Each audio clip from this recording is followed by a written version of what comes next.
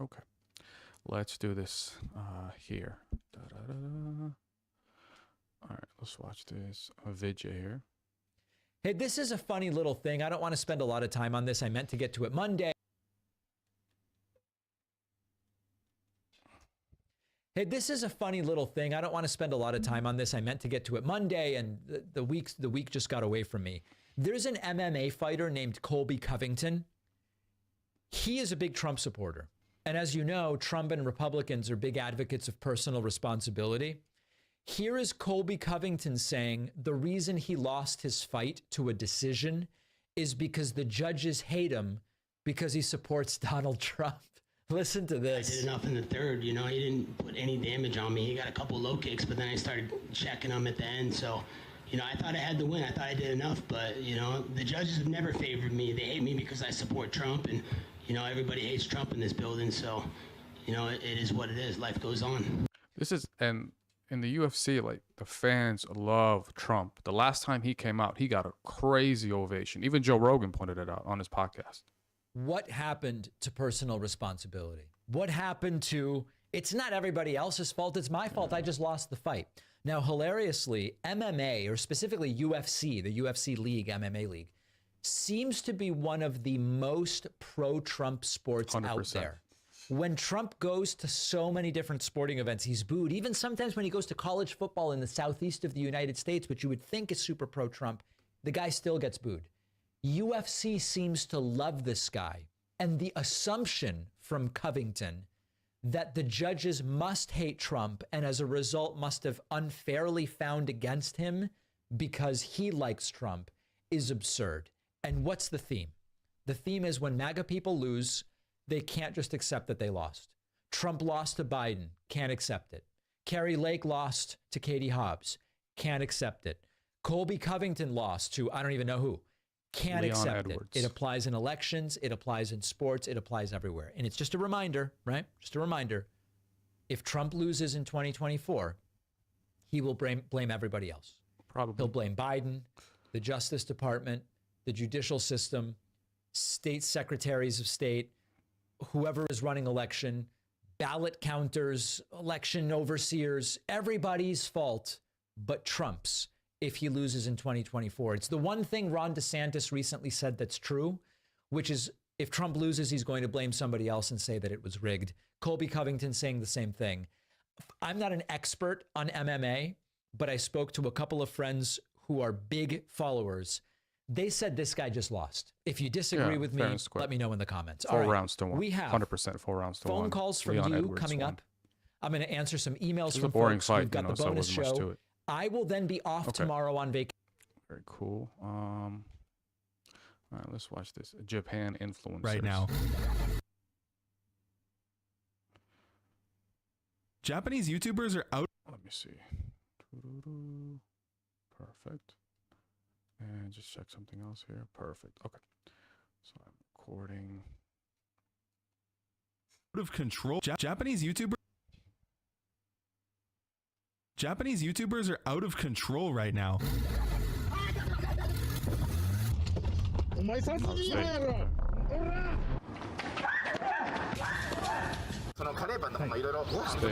What the hell is going on? Here's something I've learned about Japan. They love being 5 years late to the party. Take Tinder as an example. By the end of 2013, everyone was using it here. But Japan didn't really start swiping until 2018. The same thing happened with YouTube. Our first big YouTubers blew up in 2008 and 2000. For Tinder also, there's a big stigma around, like, people don't remember it, but there was a big stigma around online dating a long, long time ago, you know? And then now everybody uses it. But it used to be like only for losers and lonely people. So I'm sure in a more conservative culture, like in Japan, it would take some time for that to happen. So that kind of does make sense. 2009, but no Japanese YouTubers hit 1 million until 2014.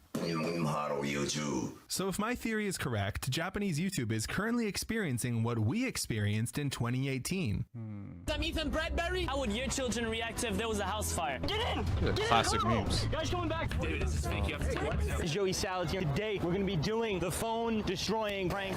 In the hood, gone wrong, gone sexual, gone... I don't even know what else. All right, let's see what they're up to. This is outdoors YouTuber Hadaruko, whose content is normally something like this.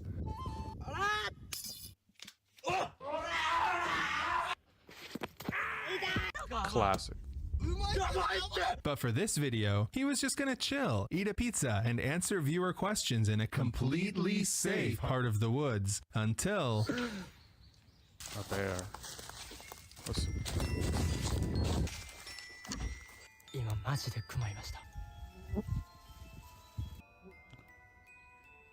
They decide to hide in the car, but all of a sudden, don't forget to like and subscribe.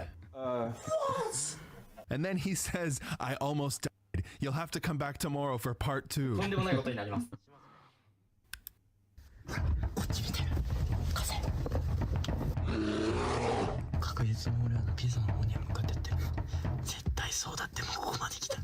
Thank God they're safe inside the car though. Imagine what would be going through your mind after encountering a bear.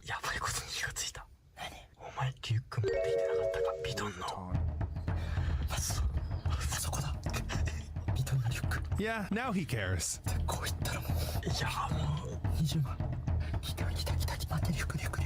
The bear is locked in on that delicious smelling pizza.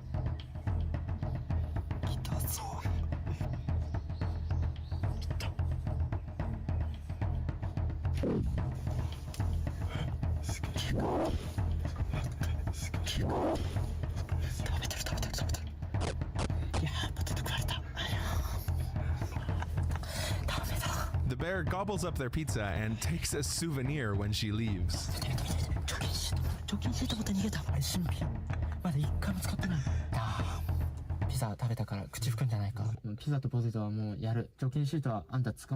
They run the engine to scare away the bear and wait for a while, and then they go back to check on the campsite. The pizza and wet wipes are gone, but it's not all bad news for our heroes. The Louis Vuitton bag.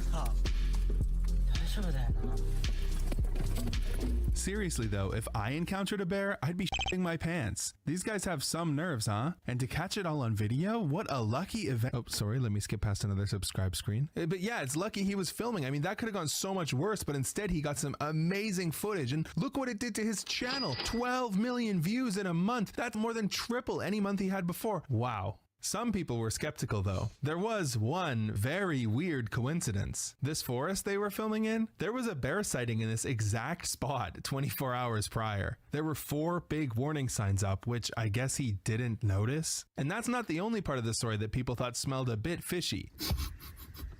But hold on, let's not jump to conclusions. It's not like he's the kind of YouTuber who will do anything to find a bear. Same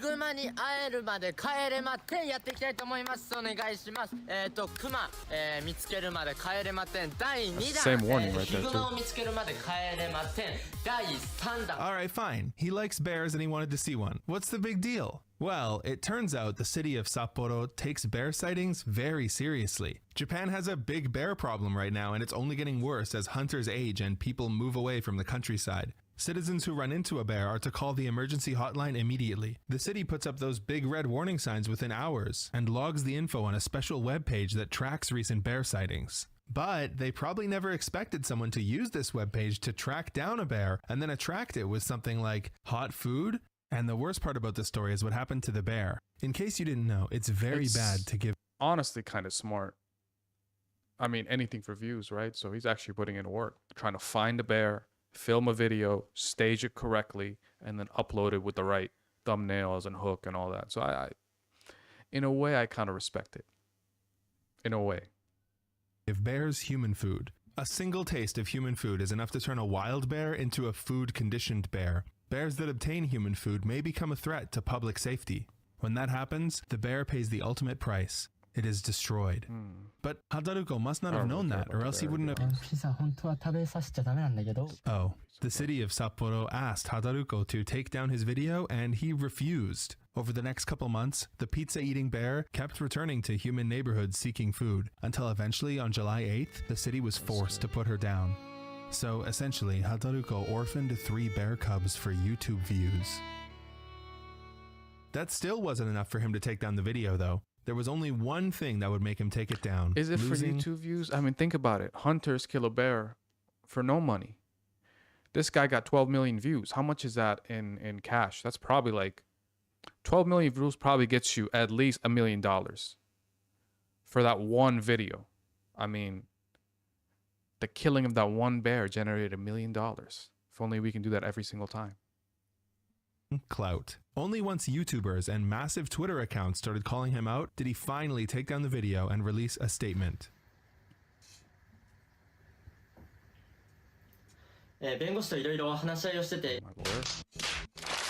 He basically spends the entire video denying that he did anything wrong. He says he had no idea about the bear sighting the day before and he did not intend to attract a bear. I did not. He says he did call 110 after the bear encounter, even though city officials say he didn't, and he says the city never told him to take the video down. He finishes by threatening legal action against people who defame him online. You could say the public's response to this statement was unsatisfied. All the comments basically say the same thing. Bro, this isn't an apology, you're just making excuses. And if that wasn't enough, he's now suing this other YouTuber who exposed him. But he's still uploading twice a week, so this whole thing doesn't really seem to have affected him that much. You know what I learned from all of this? Making a viral video in a Japanese forest never ends well. Remember last time someone tried to do that? The worst part, the whole time he was wearing this stupid fucking hat. I feel like this was a stupid hat to wear. But you know what? And you won't believe this, there might be a worse video recorded in one of these hats. This is Jukia, a massive Japanese YouTuber who does street interviews, but they're really, really creepy. Oh my god.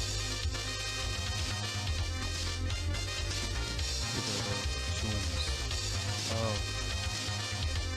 His titles and thumbnails are so explicit that I can't even read you them without getting in trouble on English YouTube, but Japanese YouTubers have different rules, I guess. Apparently his asking women to show me their underwear series wasn't crazy enough, so in June of this year, he made a video called Asking Girls with Boyfriends to Touch Their Breasts. Intense. Intense. Gone wrong. Gone sexual. Gone hood. Oh, it's so cringe. Oh, but we gotta get through it. Basically, they're gonna try to find a woman with each cup size. What does that have to do with touching them? Well, this gentleman has a secret plan. Yeah, that's the plan. Remember when I said Japanese YouTube has different rules? Oh my god. The stuff here about Japan too is that these girls have to go through a lot of really creepy shit, you know? Like if you guys don't know, in Japanese transportation, public transport, there used to be so many upskirt photos that now every single phone that you buy from Japan has to have the shutter sound on every picture that's taken. So you know when a picture is taken. So a lot of creepy shit is happening, and then they got to deal with this gentleman over here as well.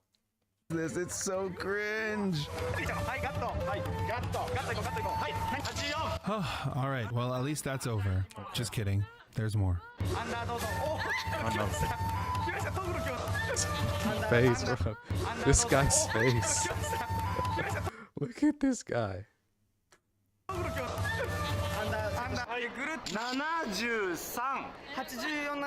If you thought they'd embarrassed her enough already, you're wrong. It's time to plug her measurements into an online calculator and accuse her of lying in front of millions of viewers. But hold on. She wasn't lying. As far as I can tell, I mean, I don't know anything about this. Before they can continue this madness, they gotta take a break to sign some autographs. Seriously, these guys are so famous, which is crazy because we haven't even gotten to the worst, most cringe part of the video. You know, the part that was played on the news. So they're back to their antics, and this time they've got a young couple. They realize they gotta deal with the boyfriend first before they can whip out the tape measure. Luckily, Buddy here knows exactly what to do.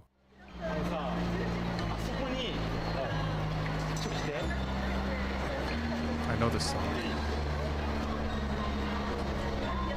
I know where this Seriously, is from. if you see someone wearing a hat like this, call the cops.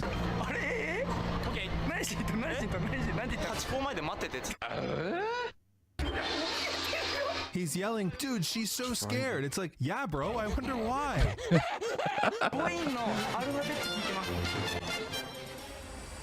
This was the last time anyone ever saw this woman.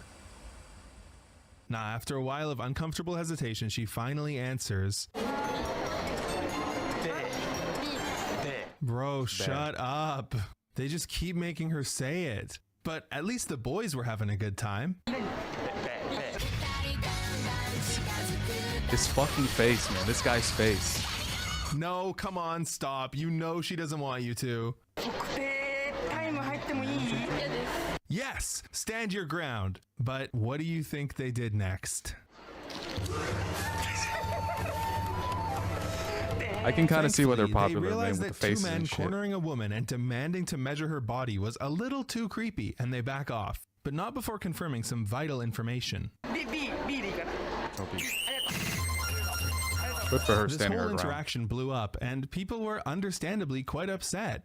Jukia made a response, which he ended up deleting, so I mean, you can imagine how that went. But honestly, they do stuff like this all the time. Just recently, this Jukia interaction made the news, where he met these kids who were fans of his,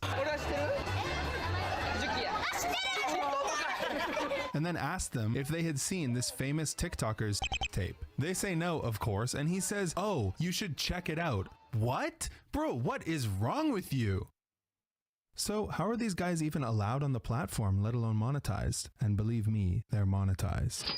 Well, I found a video of Jukia explaining this weird trick that he uses. Obviously, they ask him how, given how crazy his content is, and he says he uploads the video with slight changes 5 or 6 times, and if that still doesn't work, he changes the title to "Please monetize me," submits it for YouTube to review, and hopes he gets a nice employee. He says this works often. You know, as much as I dislike these fellas, maybe it is unfair to criticize Japanese YouTube as a whole for this when it's a phase that we also went through. But hopefully it is just that, a phase, and they can get out of it soon. Something that helps is news organizations and celebrities calling out these influencers when they go too far. 命の危険を感じてたんですか？そうですね、ドキドキしてましたずっと。でも撮影はそうですね。矛盾点だなと思うのが、その命の危険を感じているのであれば撮影を続けるっていう行為が、いや怖いわ。Everything for content. Content is number one. Content is king.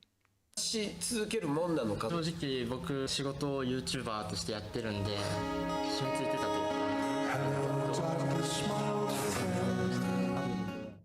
There are so many things I couldn't cover here, so I made a part 2 where I go over even crazier stuff and talk about other Japanese YouTube drama and how some of it even connects to Johnny Somali. It's free on my Patreon. Anyone can watch it. Link in the description. Legit, it's free for everyone. I love this guy's videos. If you're one of the people who's been here since the start, or if you support me on Patreon or anything, thank you from the bottom of my heart. It's really what allows me to keep doing this. Okay. Ye and Cudi. Let's watch No this. hip-hop fan could have imagined. The other day, something crazy happened that no hip-hop fan could have imagined. In Las Vegas, Kanye and Dawson were holding their album listening party, playing track after track from their new album, Vultures. At the same time, thousands of fans at home who weren't willing to pay the $2,000 ticket fee watched and listened from an IG live stream and soaked in every new unreleased track from the forthcoming album. Then, the unexpected happened. A song titled Gun to My Head came on, and with it, a Kid Cudi feature. This was insane because just a year ago, Kid Cudi and Kanye West were very publicly beefing with one another. It's Fans on the live crazy, stream man. This is the third time, I think, at least the third time they've went from hating each other to being friends again, hating each other, being friends again. Third time. That's some relationship shit. though, were speculating whether Kanye and Cudi had actually squashed their beef. Many were thinking Kanye hadn't actually collaborated with Cudi, but rather just sampled him from a previous session years ago, similar to what he did for Yeezus. But then, something and they fought even over that too. crazier I remember happened. During that. the live stream, Kid Cudi literally walked in, dapped up Ye, and then chopped it up as if no riff had ever come between the two. Seemingly, the beef was officially over. But how could that be when just a year ago they had some serious tensions? Although the two have had falling ins and outs throughout their 15+ year friendship, the most recent feud started in February 2022 when Kanye posted on IG that Kid Cudi wouldn't be on his album Donda 2 because he was friends with Pete Davidson. To which Cudi responded, quote, "Too bad I don't want to be on your album, you dinosaur." And from there, a ton of other stuff unfolded, but then during the summer of 2022, Pusha T would drop his album tracklist, and lo and behold, track 7, Rock and Roll, showed both a feature from Kanye and Kid Cudi. However, it didn't seem like the beef was over, as according to Pusha T, this song was recorded way before all the drama had unfolded. The record that we did together for It's Almost Dry, I just remember that day so vividly. It was like so good. Kid Cudi went as far as to even clarify with his fans that this song would be the last one he'd ever do with Kanye. Months after this tweet, during during an interview with Esquire magazine, Cudi was asked about his relationship with Kanye, to which Cudi said, quote, "I'm not Drake who's about to take a picture with him next week and be friends again," which is a reference to Drake and Kanye's beef that was squashed after they performed together and took a picture together right afterwards. Cudi continued in saying, "It's gonna take a miracle for me and that man to be friends again." So what was that miracle that happened? Because clearly they're friends again. Well, for starters, Vultures isn't just a Kanye album, it's a Kanye and Ty Dolla $ign collaboration. And the seems like latter everyone of those loves two Ty Dolla likely $ign. played a huge role in mending the relationship between Cudi and Kanye and reaching out to Cudi to get him on board for his Heavenly feature. Kid Cudi and Ty Dolla $ign have gotten super close over the years. Their first collaboration was actually in 2018 with none other than Kanye. It was on the Kids See Ghost track Free. Then in 2020, Cudi featured on Ty Dolla $ign's album, and only a couple years after that, Cudi repaid the favor when he brought on Ty Dolla $ign to 2 of his songs for his newest album, Intergalactic, of which they performed one of their songs, Willing to Trust, together on The Tonight Show. Cudi even brought Ty Dolla $ign on board to play a lead role with him for the animated movie that accompanied the album. Oh, you got a promotion?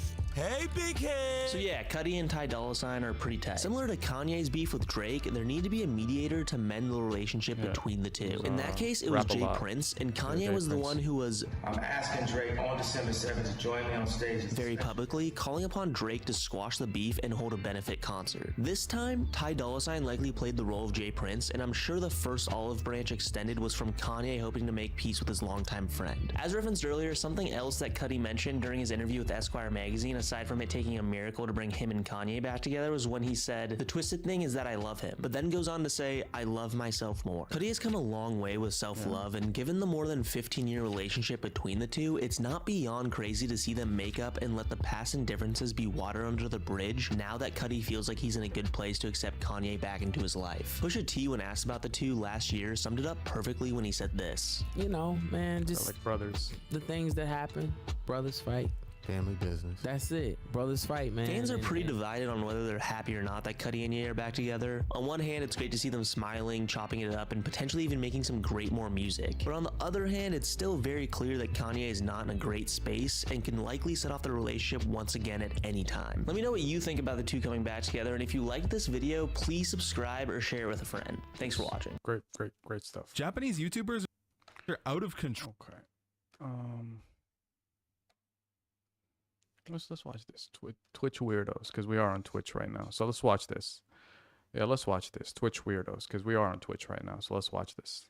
Twitch is the pioneer of online live streaming, but in recent years, it's tanked its own reputation by seemingly making the wrong decision at every turn. It seems that every aspect of Twitch, whether it's the user base, streamers, mod team, or admins, has some sort of degeneracy seeped into it at this point. Whether the downfall of Twitch is the result of any of these parties can be debated, such as Twitch mods banning people seemingly based on personal opinion, streamers getting drunk and making out with fans' wives, and Twitch viewers like someone who sued Twitch for $25 million because he played with his joystick too much, which caused him to chafe his chicken and sustain injuries. Some parts of this equation is funny, some parts are depressing, and some are just a bit enraging. So today we're looking at all of this and much more on Twitch Degenerates. God help us all. Twitch is the most parasocial platform on the internet, and it's not even really close. On YouTube, you can almost never directly communicate with your favorite content creators. Whereas on Twitch, this communication is one of the main functions, and it's as simple as opening your wallet. Amaranth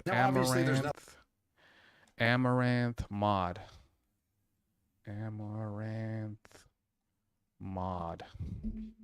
I mean, this is one of the greatest videos. One of the greatest videos ever made. This is a mod for her Twitch channel, and he just met her. I just like eyeballed it. Nailed it. Nailed it. And see, this is where he should have just put his hand down, accepted the loss, move forward. But he kept the hand up. Look at his face. Look at his face too. Show banner. Okay. Oh, she walks away. Yeah. Oh. And then you got this fucking nerd in the back too. This guy in the back thinking that he's, oh, she dodged you. You're just like him too, buddy. So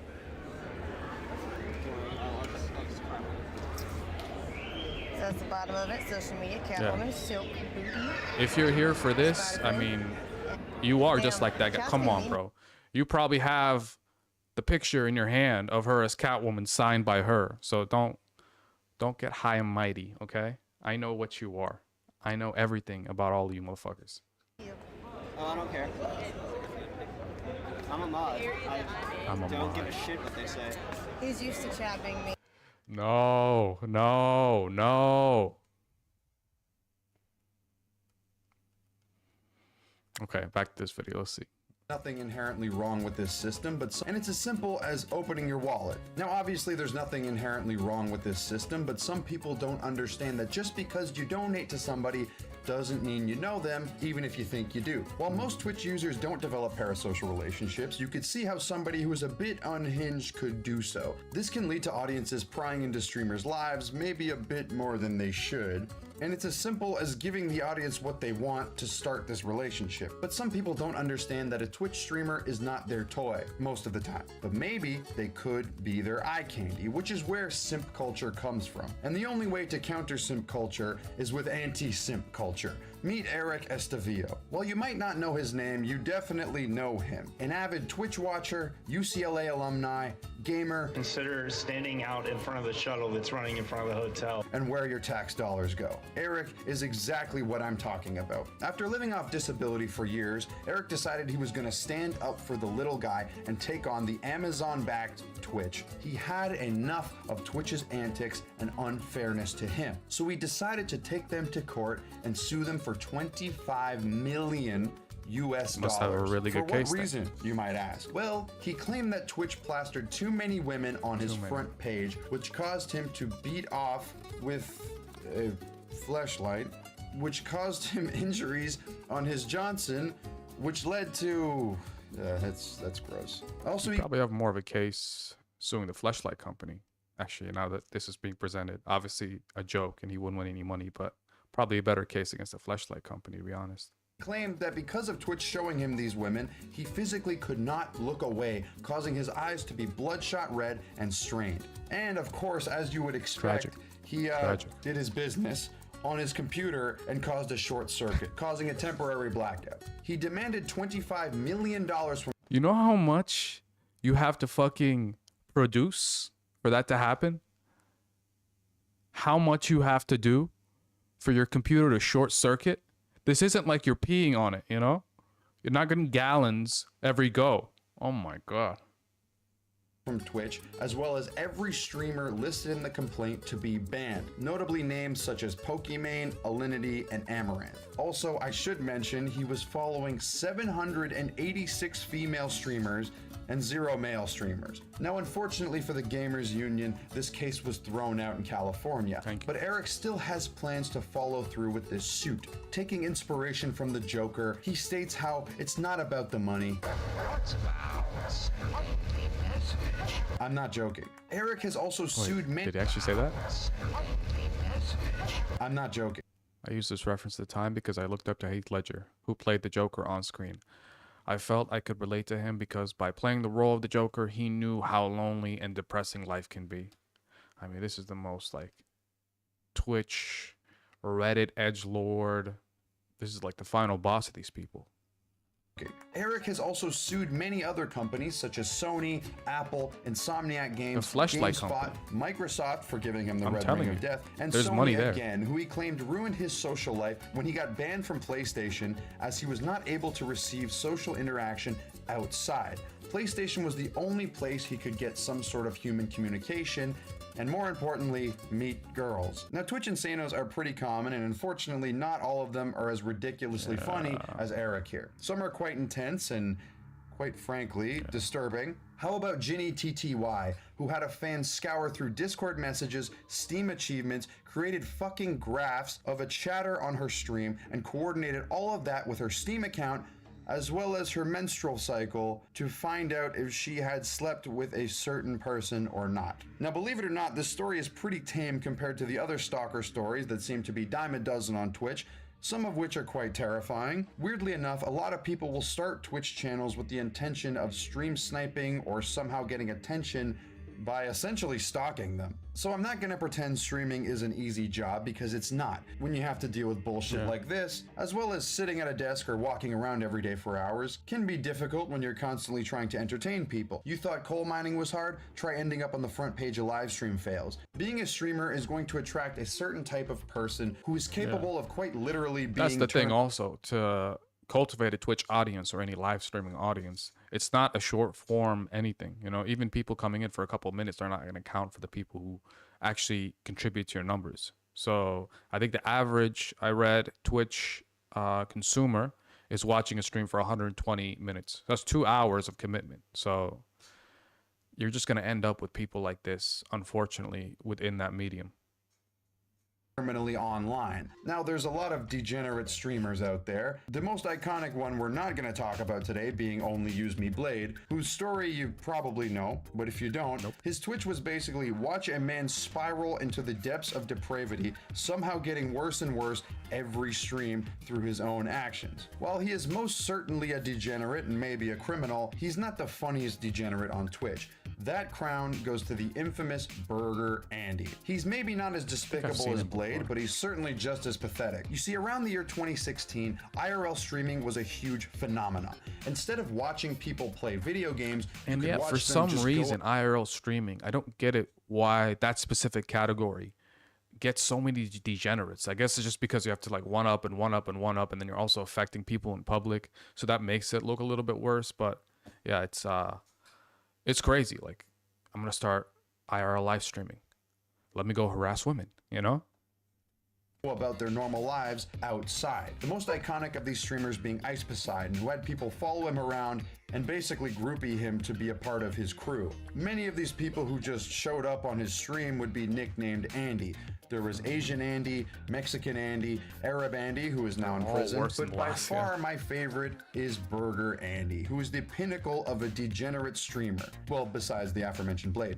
Burger Planet, or Burger Andy, is a streamer who is in his 30s and is basically everything wrong with online personalities who try to get famous. It looks like a goddamn pineapple. I look like Morrissey. I look like Bert and Ernie. He does look bad. Every time I look in the mirror, just like, and his neck is a part of his head as well. Like, there's no separation between his neck and his head. Unlike me.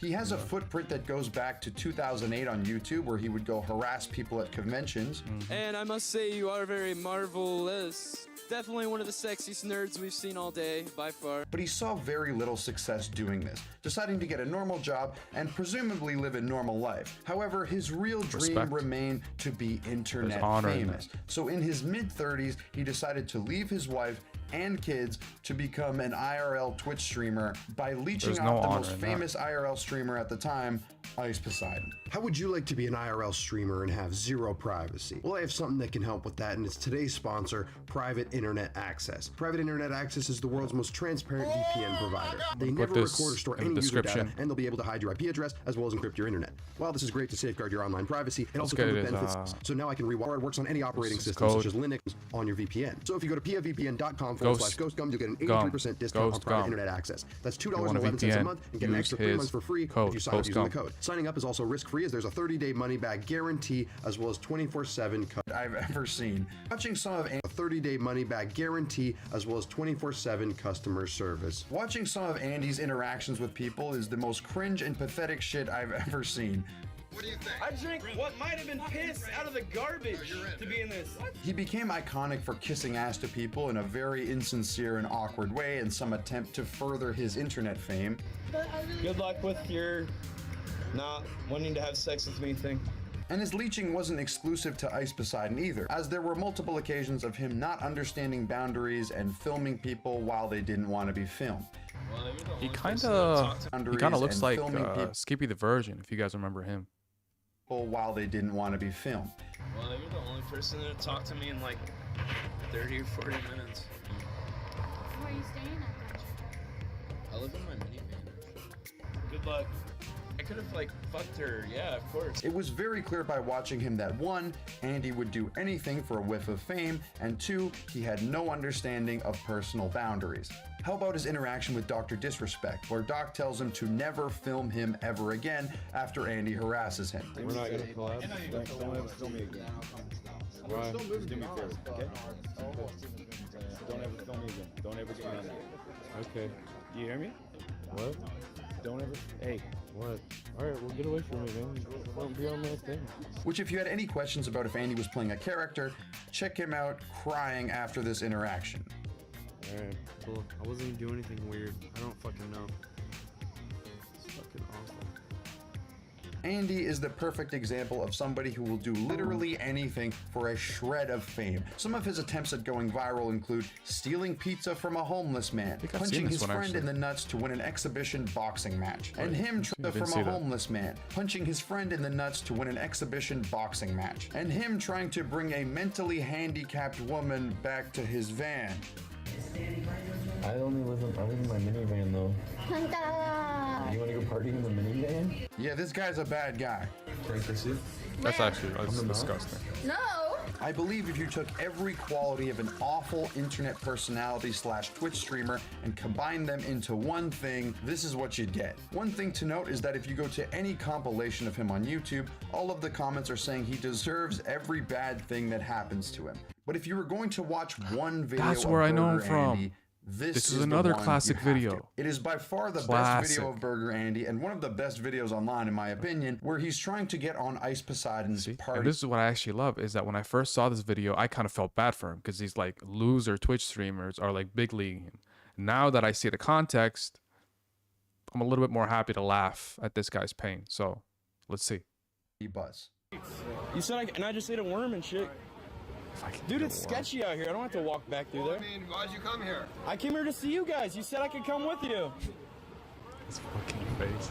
Look at this face. But for those of And you another thing, also, when I first saw this, I thought that the car distorted, the reflection distorted his body and his face. No, this is how this guy looks. He legit looks like this.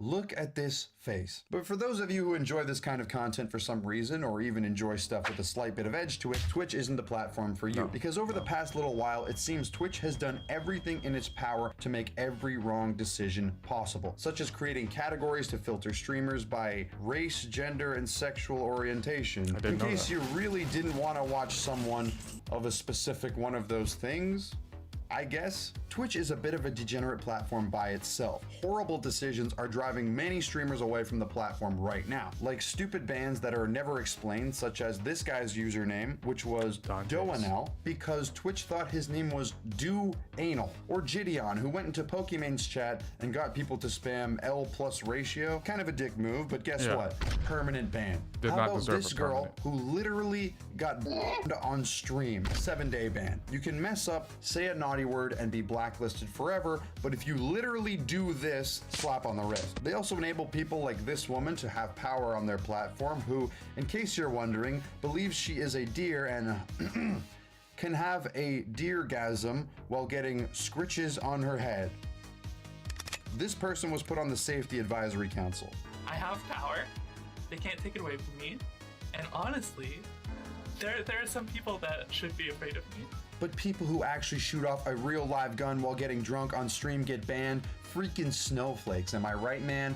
In all seriousness, the inconsistent ban rules and enforcements have led to people like deadmau5 leaving the platform permanently and terminating his partnership. But for streamers, this isn't really an option.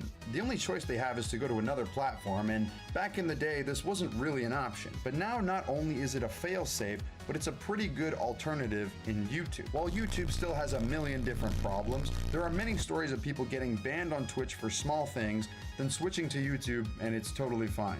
For example, Pyrocynical had his sub button removed for, let's just say, sketchy reasons that came down to inconsistent at best and malicious at worst. He moves to YouTube and voila, everything is fine. Now YouTube may be annoying, but they aren't stupid. Most of the time.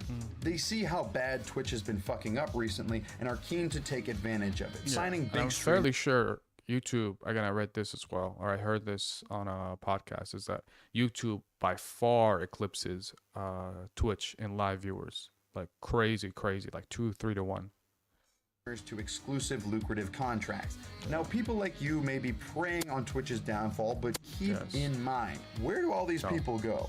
Remember Tumblr? Remember how when that imploded, Twitter and Reddit got way worse? Because do you want stuff like this on YouTube? Yes, of course you do. Good stuff. All right. Let's continue here. Do I want to just make it one large one? Nah. Okay. Let's go Control S and then Control A. Okay. Being a YouTuber, but we don't. YouTubers who ruin their lives in seconds. So I'm assuming we'll see EDP 455, whatever the fuck his name is, and a couple other people. I love being a YouTuber, but we don't really have the best reputation when it comes to allegations or accusations. And don't even get me started on Minecraft YouTubers. The fact that this meme exists just says enough. It is quite shameful that that is our stereotype. And trust me, it is very, very weird and just unsettling seeing people comment, I hope this certain YouTuber never ends up insert most heinous action here just because so many other YouTubers have ruined their reputations. And I wonder if that's a real thing or if it's just the perception that we have because these people are public. Like if we look at the rate of doing creepy things and creepy crimes like these and then look at that between YouTubers and then just normal people, would YouTubers account for more of that? Because it feels like so many YouTubers get caught doing that. But also, how many YouTubers are there? So if all the big ones that we see do the stuff, I don't know. I think there would be something there. Are a lot. When I say a lot, I mean a lot. I'm not even including all of them in this video. We've talked about YouTubers who have ruined their careers in the past, but today we're going a tier below that. Today we're going to be talking about YouTubers who ruined their lives. And also, there's a chance this video might not be monetized. The other one got demonetized, and this is kind of like a sequel to that one. So I quickly do want to say that if you want to support me, your view is already enough for me. So don't think you have to go out of your way to subscribe, but a subscribe would be nice, and a like would be cool too. If you want to go the extra mile, we do have slippers at earldoesn'texist.com. Look at that, isn't he so cute? They are amazing and will fit your foot. Size 8 to 12 men. So sorry if you have a foot smaller than size 8 men's size. But yeah, they're super comfortable and I don't want the ad to go on too much, but if you guys want to buy them, they're at earldoesn'texist.com. They support me directly. Yeah, that's really all I wanted to say before we get into the serious topics of this video. Without further ado, let's get started with the video. Dream, real name Clay, who over the years has been an absolute force when it comes to Minecraft content. He's even been featured on Forbes where they highlight his insane level of success. As of November 2023, when the article was written, he had over 3 billion total views, 31 million subscribers, and a Guinness Book World Record for the most viewed Minecraft video gameplay on YouTube. They also generously point out that, I quote, is he the biggest Minecraft YouTuber of all time? I think he might be. Was bringing in 200 million views per month, outpacing even the 140 million users who play Minecraft every month. If you were on YouTube around 2020, which I'm gonna be pretty sure a lot of you were, you would remember that when Dream initially blew up, you could not get away from that dude. His videos would find you on recommended no matter what niche you were looking up. It was honestly quite admirable, like seeing someone go from almost zero to nothing in the matter of a few months. But this article failed to mention any sort of allegations against Dream. He's been accused of these things for a little over a year now. I'm talking about the grooming allegations, which have severely weighed down his success. So what happened to this otherwise thriving YouTuber? Before I get into this, I gotta say that it seems like Dream has been accused of almost everything in the book. There are hundreds of Twitter threads explaining why Dream is a horrible person. And actually, while this video was being made, Dream uploaded his long-awaited response video to his main channel. So I'll try to summarize the allegations and his response as professionally as I can in this video. But I wouldn't do that without advising you first to make sure you watch his video whenever you get the chance. So when did this all start? Well, it all began on October 13th, 2022, when a burner account on Twitter at burner39413705 accused him of grooming and pedophilia. He was accused of grooming a 17-year-old girl using different social media platforms and iMessage. Now, the thing is, these weren't just baseless claims that could be ignored. They were backed up by screenshots and screen recordings as, quote, evidence. And getting straight into the evidence, I'm not going to read everything word for word, by the way. I'll highlight a few curious ones. For instance, in the Twitter DMs, allegedly, Dream asked her, "How old are you? Are you still in school?" Then in a text message, he tells her, "You should turn up come quarantine." To which she replies, "Nah, you probably got the Rona. I'll see you after quarantine." Which begs the question, why is Dream talking to a fan like that? Since he was inviting her over, it feels like a conversation that could have been headed elsewhere. More of the messages also prove this point. For example, in a text he says, "Quarantine be bringing the horny out of everyone. What the Oh, and by the way, I forgot to mention that the girl in question... Yeah, these are really cringe. That's, I feel like, the worst thing about these is they're really cringe. But I feel like if you leak anybody's messages like these, especially when he's like 18, that'd be pretty cringe. Is named Anastasia. Apparently, based on her claims, the messages took place in 2020 when she was 17 and Dream was 20. One of her tweets read, "None of it is appropriate for a, quote, fan and influencer to be this close, especially since I was still 17 and in school and he knew that. It crosses the line when he's sending me his huge house / inviting me." Now, that is obviously really concerning information, and this was back in 2020 when Dream was still a faceless YouTuber. I bring this up because Anastasia claimed that Dream only revealed his face because he was afraid that she would leak it first. Allegedly, Dream had revealed his face to her before his YouTube face reveal. Anastasia's claims, while being accepted as true by many, were also met with doubt by some who thought the DMs were fake. But these doubts were allegedly debunked, for instance in this Twitter thread by Sierra, who ties together the evidence that Dream's victims, Amanda and Anastasia, posted. Sierra shares a bit more screenshots of other people's interaction with the victim's account, Anastasia's friend for instance. This was to prove that the screenshots were not faked. But screenshots are messy. Anyone can inspect Element, anyone could Photoshop, and even when it comes to screen recordings, I'm pretty sure those could easily be fake too. But those are just my 2 cents. Let's keep going. Now, I said the name Amanda. Who is that? It's allegedly another grooming victim of Dream's. Apparently, she had been messaging with Dream between September 23, 2020 and January 2021. We're talking text messages. She shows the screenshots of their conversations. In January, they apparently moved to Snapchat, and she claims they sexted on there between January 17th and February 10th. During that time, she claims that Dream sent her a picture of his penis. However, she never saved those Snapchat conversations because she wanted Dream to trust her. The other girl, Anastasia, also claimed that some of the damning conversations were on Snapchat. Part of her tweets read, "The worst of flirt that I recall was on Snapchat, and obviously those delete." You can imagine the hate Dream was and still is getting. Anytime Dream would tweet or does tweet, the replies are just calling him a groomer or a pedophile. Dream did respond in a video stream and also on Twitter. On Twitter, on his alternate account, he said that it was all a friendly conversation with Anastasia, and to his knowledge, she was 18. He also said that some of the screenshots were real, but others, like the iMessage ones, were not because his iMessage number is not linked to his TikTok account. These responses are from a while back, but as recently as last month, he's still fighting off all these claims because new twists and additions keep cropping up. You can see in these tweets, for example, his take on it. In the main tweet, he says, "I've been harassed for almost a year due to a false accusation right after my face reveal. This person publicly said they'd be pressing charges and posting proof, but it could take days, and then went silent for a year and never did either while I waited and waited." Now, most recently, the Burner22 account popped up on November 20th, claiming again that Dream was messaging a minor inappropriately. This account is allegedly representing a person named Jamie, who they say left the internet in 2020. This is where an apparent moaning audio of Dream was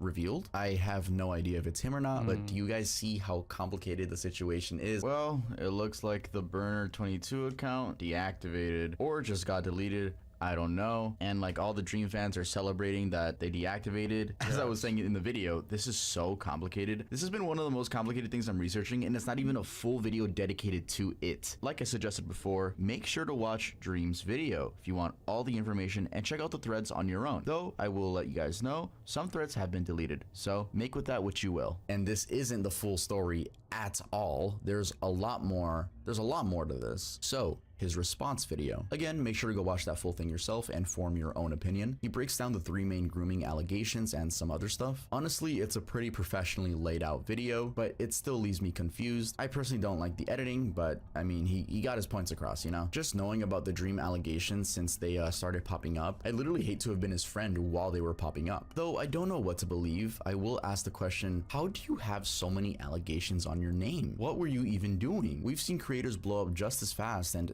they don't have any allegations of this degree on their name. As sad as it seems like there's it's just hard. more I don't want to use that argument, you know, of how do you have so many accusations, because that could happen theoretically, right? It's just it is a bit weird that he has so many allegations. than pros when it comes to messaging fans, and by no means am I saying these claims are false. I'm just saying this all could have been avoided if he just wasn't texting fans. And yes, I know it was when he was a smaller channel, and that's what makes this sentiment all that much harsher. This dude really was on top of the world at one point. He was even making content with Mr. Beast. Imagine the embarrassment of not only hundreds of millions of people hearing these accusations, but also your YouTuber friends as well. That's why they all get awkward when Dream's brought up, and I don't blame them. Hi Tubbo, you have 3.5 million Sherlock on followers BBC. in Twitter. PDF file. Do you think you could approach the Dream I hate talking about allegations this, by the way, I hate saying stuff like this. topic at some point? Okay, I'm going to talk about this because this is serious now, and I've seen it a lot in the chat. But I'm not Dream's friend, and if anyone cares of what I have to say, I think he's extremely irresponsible for the way he's handled these allegations up until this point. Now, I won't lie. I respect him facing the music head on with a main channel video, but the fact that it had to be made is embarrassing. Like I said before, And I'm what, only an summarizing. hour and 30 minutes, an hour and 22 minutes? What? How is that video an hour and 22 minutes? That's too long for a video like that. Especially if the reason people know about these allegations is little stuff they hear here and there. An hour and 22 minutes. I'm not watching that. A lot of people aren't watching that. So I don't think it was a good idea to make it an hour and 22 minutes. That's ridiculous. I'm not watching that. No way. For you guys, I really do urge you guys to check out the threads for yourself along with his video. They will be linked down in the description below. Anyway, let's head on to the next one. Boogie2988. One of the most insane stories of YouTubers nuking their careers has to be that of Stephen J. Williams, aka Boogie2988. I mean, this dude literally went from having millions of views per video to barely cracking the 10,000 view threshold, and the way he did that is a pretty messed up story of one terrible decision after another. So first things first, who is Boogie? Well, a very short summary is that he used to be Because it one of the wasn't most just one popular thing. This video is called YouTubers that ruined their careers in seconds. It was a slow decline for him. He just coasted. He coasted for too long and then was very entitled. And the people didn't like that, you know? And then there was also all the other controversial stuff that he said on Twitch. But he was just too boring. He rested on it. He thought it was owed to him to be the guy, you know? And that's never going to happen. That's never going to work. You will fall off if you don't keep going up and up and up. YouTubers in the gaming scene with a really massive audience. We're talking about 4 million subscribers. His videos were essentially centered on his life and gaming stuff, constantly give life updates, showcase his gameplay, and rant about stuff while playing a character named Francis. And he was very charming while doing all of this. So charming that it was easy for people to love him with heartwarming comments like, "You're awesome, Boogie. Thanks for being a part of YouTube. And have a Merry Christmas." And nothing has made me laugh this much in a while. Ha ha ha. Keep it up, man. People did like him, but the one thing that I will fight against is nobody fucking called him the Mr. Rogers of YouTube. That's fake. I've never seen that. I feel like he's the only person that says that about himself. Exactly that this one beloved creator But people turned into did one like of the most hated. I will That say right that. there is a question that can be answered by a beautiful documentary by Mike Klum. Now, I'm obviously not going to go over everything that has been said about him, but I just want to show you guys how messy this dude's life has been, particularly in how he managed, or more like mismanaged, his money to the point that he's on the verge of homelessness. So let's wind back a little bit. Boogie started his channel back in 2006. And yes, that's another He made thing. He thought the sympathy was gonna last forever. You know, people will always feel bad for him. But if you keep making wrong decisions, if you keep continuing doing the same thing you've been doing for years and years, and also he's almost 50, you know, that's another thing that people forget. He's a 50-year-old. You should at least have a baseline of discipline at 50 years old. You know, and that's he never established that, and he always thought that people will feel bad for me. I'll give my sob story. I'll talk about my childhood, blah blah blah, and that just gets you so far. You can't just rest on that and be like, oh, people will just feel bad for me. They're just gonna donate. They're gonna watch the videos just off sympathy. Sympathy doesn't last forever. Lots of videos, and somewhere around 2019, he was truly at the peak of his income game. Again, all along, at least for the first few years, he had been a charming, transparent, and entertaining creator. He made likable videos, for example this one, where he's talking about growing up poor and how this turned him frugal, and this one where he's discussing his YouTube income. FYI, in that video, published in 2016, he disclosed that he was making about $100,000 per year. Pretty good money, right? He also drew lots of sympathy in the 2015/2016 period, And he as did lose underwent a weight. He gastric did lose bypass weight. surgery to solve his weight issues. Now, unfortunately, this is around the time when the tide began turning. First, he got divorced and became an emotional wreck. In fact, if you googled when Boogie's downfall began, you would probably find people agreeing that it was right after his divorce. His income did not dip immediately though. The dip happened about 2 years later. In 2018, he made $498,000. In 2019, That's still a lot of money. $500,000 in 2018. he made $152,000. 150,000, still a lot of money. Even pre-taxes, that's a lot of money.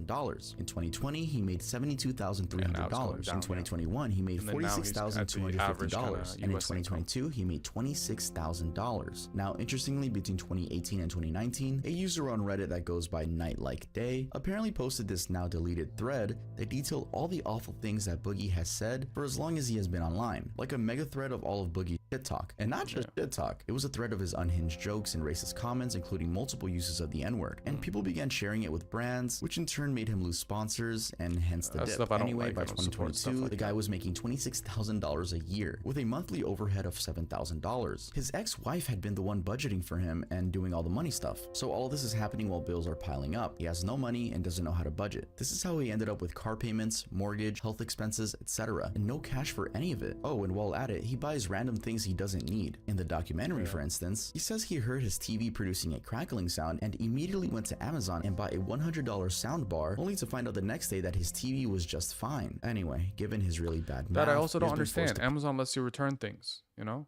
I buy something on Amazon, I don't even have to give a reason. I can just return it within 30, 60 days. So I don't even, again, just lies. Stuff just so he can pay his mortgage and cater to basic expenses. And again, just to emphasize how bad Boogie is at finances, he recently participated in a boxing match to try to raise some cash. He got paid $10,000 but had already spent more than $10,000. Another thing, on the thing he says, the boxing match, he spent more than $10,000 on the boxing to prepare for the boxing match. That's ridiculous. They should have paid for your hotels. They should have paid for your transportation. At the very least, these guys were the main event. It's ridiculous. Preparedness process. Now, given that this dude has been on YouTube for 17 years, you might be curious as to where all of his saved up money went, right? Well, first there's what went with his wife. Then out of an estimated $750,000 he put $600,000 of it into some random crypto and lost all of it. And that's not all. At some other point, he spent around $200,000 on prostitutes. That was about $40,000 a year on prostitutes. Beyond that, another natural question to ask is why doesn't he just make the money back on YouTube? Well, for him, that's kind of impossible. He has stepped on so many toes that he just can't come back. In fact, most people now regard him as the most I think he can. FouseyTube came back. A couple of other people came back. There's no reason why Boogie can't come back. He has a big foothold on YouTube. FouseyTube came back, and I would argue FouseyTube was more hated. Almost more hateable. FouseyTube is outwardly a worse person. Outwardly treats people more like shit. Where Boogie is more about, oh, feel bad for me. And his, whatever you want to call it, abuse, whatever you want to call it. His issue is that he just wants people to feel bad for him and then, you know, coddle him and all that shit at 50 years old. So if Fousey could come back, in my opinion, there's no reason why Boogie can't come back.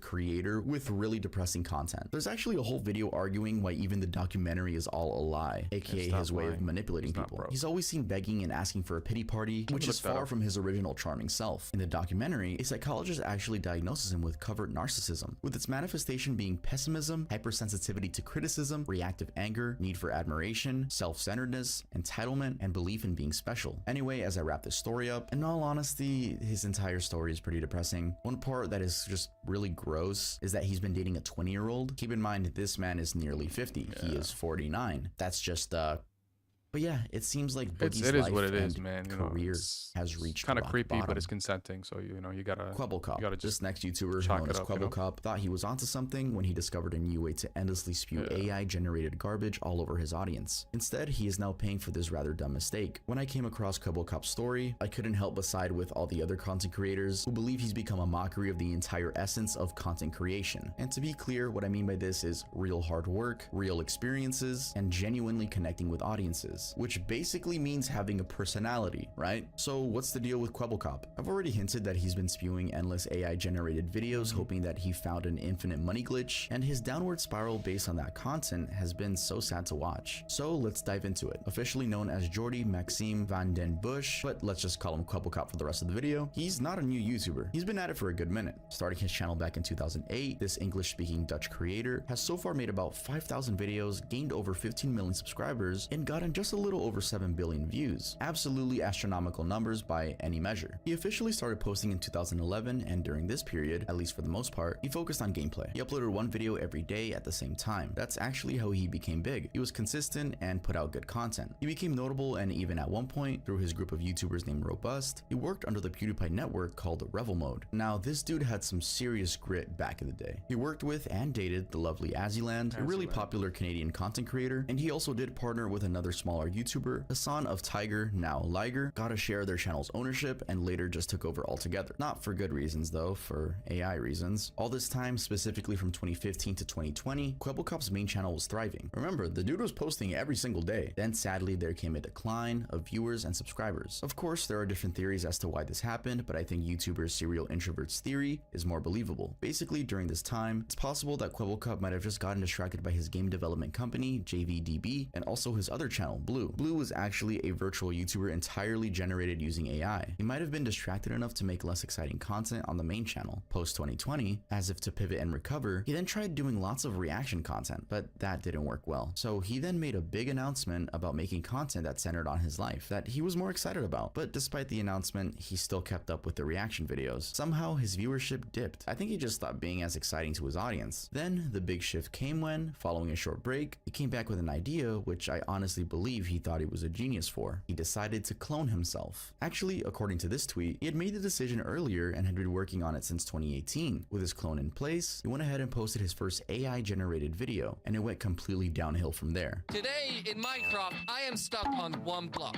Can we survive? Watch until the end to find out. Oh my god, guys, it says break the block below you, but I can't lie, I'm kind of scared because I'm not sure if we'll actually regenerate, but let's just do it. And oh my god, the block will regenerate. This is insane. Okay, guys, so we just have to keep on breaking this because it is an infinite block. That is also the thing. If people kind of rail on AI, which I understand, but if you make derivative content for children that is just meant to just, hype them up and get their attention, of course AI is going to take your position. If you're expendable, AI will take over, if you make high effort content, probably it'll take a lot longer for AI to replace you, so it's I feel like that's been the history of mankind, the low effort people will get weeded out because it's easier to create that. It'll become easier and easier with more technology, with more availability to everybody. Over time, this will happen, and then you'll lose your spot. So, I feel like this is going to happen eventually, no matter what. It spawns more than that, of course. Okay. What was once a thriving channel loved by many for the fond childhood memories quickly turned into an absolute mess. It was taken over by an underwhelming avatar making robotic commentary on Minecraft gameplay. His fans, well, the few that had stuck around, were having none of it. The video got comments like, dude went from peak childhood entertainment to can't even be bothered to make the videos himself now. I miss the old Kwebbelkop. Remember when Jordy was actually in front of a camera and not just AI? And it wasn't just his fans. Other content creators were also in disbelief at his new lazy style. He even made it on the news. And then, in the classic style of jumping from the frying pan into the fire, he doubled down on his idea. He, for example, used his AI self to react to fellow YouTubers as they reacted to his AI shift. Then, making it even worse, he made an announcement that he had heard his audience and was making a switch, only for that announcement to turn out as being an AI-generated clip announcing a more skilled AI, Kwebbelkop AI. 11 years ago, I started my YouTube journey. My one and only goal was to entertain as many people as possible. To share my joy. Is he AI right now? If that's AI, that's really impressive. Like the chips. I had a lot of fun. As much as I don't like the idea, I will admit the AI clip is pretty good. Like it's pretty good AI. Oh, and while all this was going down on YouTube, he was making those weird AI clips for TikTok and posting about his AI wife and child on Twitter. Pretty weird stuff. Anyway, the only thing that resulted from all of this is that he ruined the years of trust he had within his fan base. Not to mention he completely killed his channel. Probably realizing his career dunking mistake, just recently he has made a new video announcing the return of the real him. I guess all we can do now is stand by to see what comes of the channel. Minilad. Now, this next creator, Minilad, is currently feeling the pinching consequences of trying to sweep things under the rug, but failing. I'm gonna skip Brooke this guy. Houts. 4 years ago in 2019, this next YouTuber got so much Oh, this is backlash the over dog lady, animal I'm pretty abuse sure. that her career never I've seen really this. recovered Or I afterward. think I'm I've seen talking this, about yes. 20-year-old Brooke Houts, who, as seen in this video, uploaded footage of her hitting her dog, a Doberman breed. Yes, she accidentally uploaded the video. She forgot to cut that part out while editing. In the footage, you can see the I mean, you dog deserve it innocently to walking fall to at her that and trying point. to I lick mean, her, if you're and not even Brooke, looking in a at the stuff swift you're posting. response, immediately smacks the dog and then goes on to shout at and push him. Now, this of course drew a lot of anger. It went viral and Brooke realized this. So what did she do? Well, she deleted the video and re-uploaded the new version without that part. Obviously, just pretend like it didn't re-uploads exist, and as more people saw the video, the anger was so far-reaching that even PETA was calling for her removal from YouTube. Also, the LAPD got involved, although they didn't press any charges. Talking to BuzzFeed, they said Animal Task Force looked into the matter. Obviously, they saw the video the public had seen. They determined it didn't rise to the level of animal cruelty. Brooke, who had about 320,000 subscribers at the time, then issued an apology in video and on Twitter. In the apology, she basically argued that she had been training the dog and admitted that her error was just not having done it right. She said, "I'm always looking at ways to improve how I personally train him at home." The apology was not well received either, from some terming it as the worst YouTube apology. Later, Brooke tried making a comeback in content creation. The worst even YouTube apology is Colleen Bellinger. 100%, no question about it. There's not even any competition. Number 1, 2, and 3 is Colleen Bellinger. She pulled out a ukulele. I mean, come on. More religious and promising to seek therapy, but the damage had already been done. It looks like her career and social life ended just like that. EDP 445. We've talked about people who have done stupid stuff and ended their careers, but EDP is a different story. A popular figure across the internet, EDP 445, a creator who began his channel back in 2010 when he was just 19, found himself on the wrong side of the law and the online community after it was revealed, with basically no shadow of a doubt, that he was preying on underage girls. Here on the Tub channel, we have 3 videos dedicated to him. In 2 of those, I smoked his pack, and by the way, he has acknowledged my existence and called me the F word. Yeah, I seen like a guy that fucking went literally to the same place and then like was like acting like he was smoking your pack or some shit. Oh yeah, shit. Fucking camera. Yeah, oh, you saw that shit? I think so. Was he like Asian? Oh, Asian. Oh, okay. Nah, this one guy I saw, this looked fucking gay, dude, on some fucking rainbow colored hair shit. Yeah. Woohoo! He was caught through a sting operation organized by YouTuber Alex Rosen, who did online sting operations on his channel, Predator Poachers. Operation organized by YouTuber Alex Rosen, who did online sting operations on his channel, Predator Poachers, also known as Chet Goldstein. EDP, whose real name is Brian Moreland, was intercepted while trying to meet a decoy 13-year-old who he had been exchanging inappropriate chats with. And I know that sounds horrible, but the chats are even worse. He sent some pretty explicit stuff, like, I think he even sent a picture of his poop at one point. When it comes to EDP, it's almost like a waste of time explaining the story. The story of EDP is like everybody that knows of the it at this boogeyman. Everyone seems to know it, but no one wants any part of it. Now, interestingly, when he got caught, he initially feigned having gone to the meetup location to buy a cupcake, but when he was shown the text messages, he admitted to everything immediately. For example, they ask him, "You did double text here, correct?" Knowing she was 13, and he simply says, "Correct." Probably stunned at how easily he admitted to it, they ask again, "So you initiated a conversation with a 13-year-old knowing she was 13? And again, he just says, "Correct." Also, the worst part is that this wasn't the only case. It turns out that EDP had been previously catfished by someone pretending to be a 17-year-old girl, and he took the bait, even sending them explicit images and threatening them should they leak the messages. That was in October of 2020, and again, he had apparently been accused of inappropriate conversations with a minor just a few months back, in July of 2020. Going back to the sting operation, what puzzled me is that while EDP admitted to fantasizing about girls under the age of 16, tried to defend himself by saying, "My mom did not raise a fucking file," which was bizarre because he was caught doing the exact thing he was trying to that's the thing. deny. I also hate when Anyway, people what have followed that allegations is when they say, "Do I look like the person who would do this? Do I look like a person who would do this?" That's such a stupid argument, man. If my friend came to me and said, "Okay, this is the defense I'm going to use," I'd slap him. I'd say, "That's the stupidest shit I ever heard. Don't say that. Say something else. Do I look like the person? Would I actually do this? Why would I risk my career for this?" What a stupid thing to say. A day later, then about a week later on April 28th, 2021, YouTube deleted both EDP and Alex Rosen's YouTube channels. Alex Rosen also has a bunch of stuff he's done, which 2021 Tub has made a video about in case you want to go check that out. Updates from later in 2021 were that EDP might have potentially been put in jail, This was untrue, however. And hold on to your seat for this one. Just about 4 months ago, EDP was apparently caught again trying to meet a minor. Yeah, after all that public exposure and backlash, he went right back into it. He was actually caught again by YouTubers Jadion and Skeeter. However, the video was supposed to come out on Jadion's channel, but Jadion recently had like a religious turn in his life where he owned a website where you have to pay to watch it, so there's like re-uploads on YouTube. I watched the video, and that screenshot is basically the whole video. It was not as entertaining as the first one. This dude's life is a living hell. Ever since 2021, he's been broke. He can't keep it. He used to That's work the thing. Like, I don't want him to come back to YouTube and have influence again. So what he should be doing is working a normal job, a normal everything, no issue there. So nothing like that. And then people call, I remember he worked for Uber, and people called Uber about EDP to fire him. At that point, what do you want him just to starve to death? He's not going to do that. So he's going to try to come back to YouTube, try to get influence. They should just live normal lives. If they're not going to go to jail, obviously just live normal lives, not have any influence, not have any power. And yeah, just fucking live like that, you know? Don't call on these people and tell people to fire them, kick them out of hotels. It's not productive for what you're trying to do, in my opinion. For Uber, and people would take pictures of him saying like, yo, EDP's my driver. People record him in public, and I've actually seen someone record him at a grocery store, and that TikTok went viral. Yeah, cupcakes. EDP. That's me, man. What's up, bro? Look at this nasty ass. Don't get your fucking ass beat, bro. Beat it. Beat it. I'll beat your motherfucking ass in that store right now, you nasty ass child motherfucker. Yeah, you. Look at you. He thought he was a fan. I ain't go touch you. Nasty. But yeah, it's safe to say that EDP ruined his life.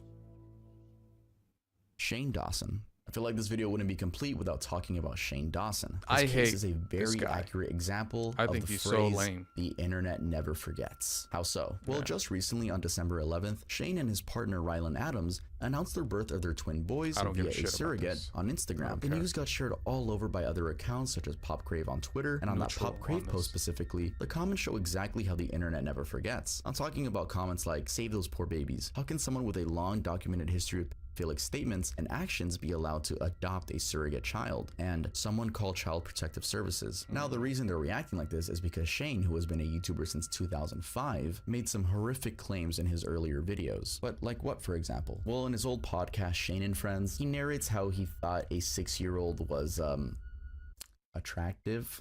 Was it 6? Was he said a lot of stuff that I literally can't repeat in this video. When it comes to Shane known to mankind, and there's also a bunch of videos of him casually doing blackface, using the N-word, and his admission to doing something really weird to a cat, which I'm not gonna say in this video, but if you know what I'm talking about, you know something he did to a cat, which then he claimed was a joke, but it didn't sound like a joke.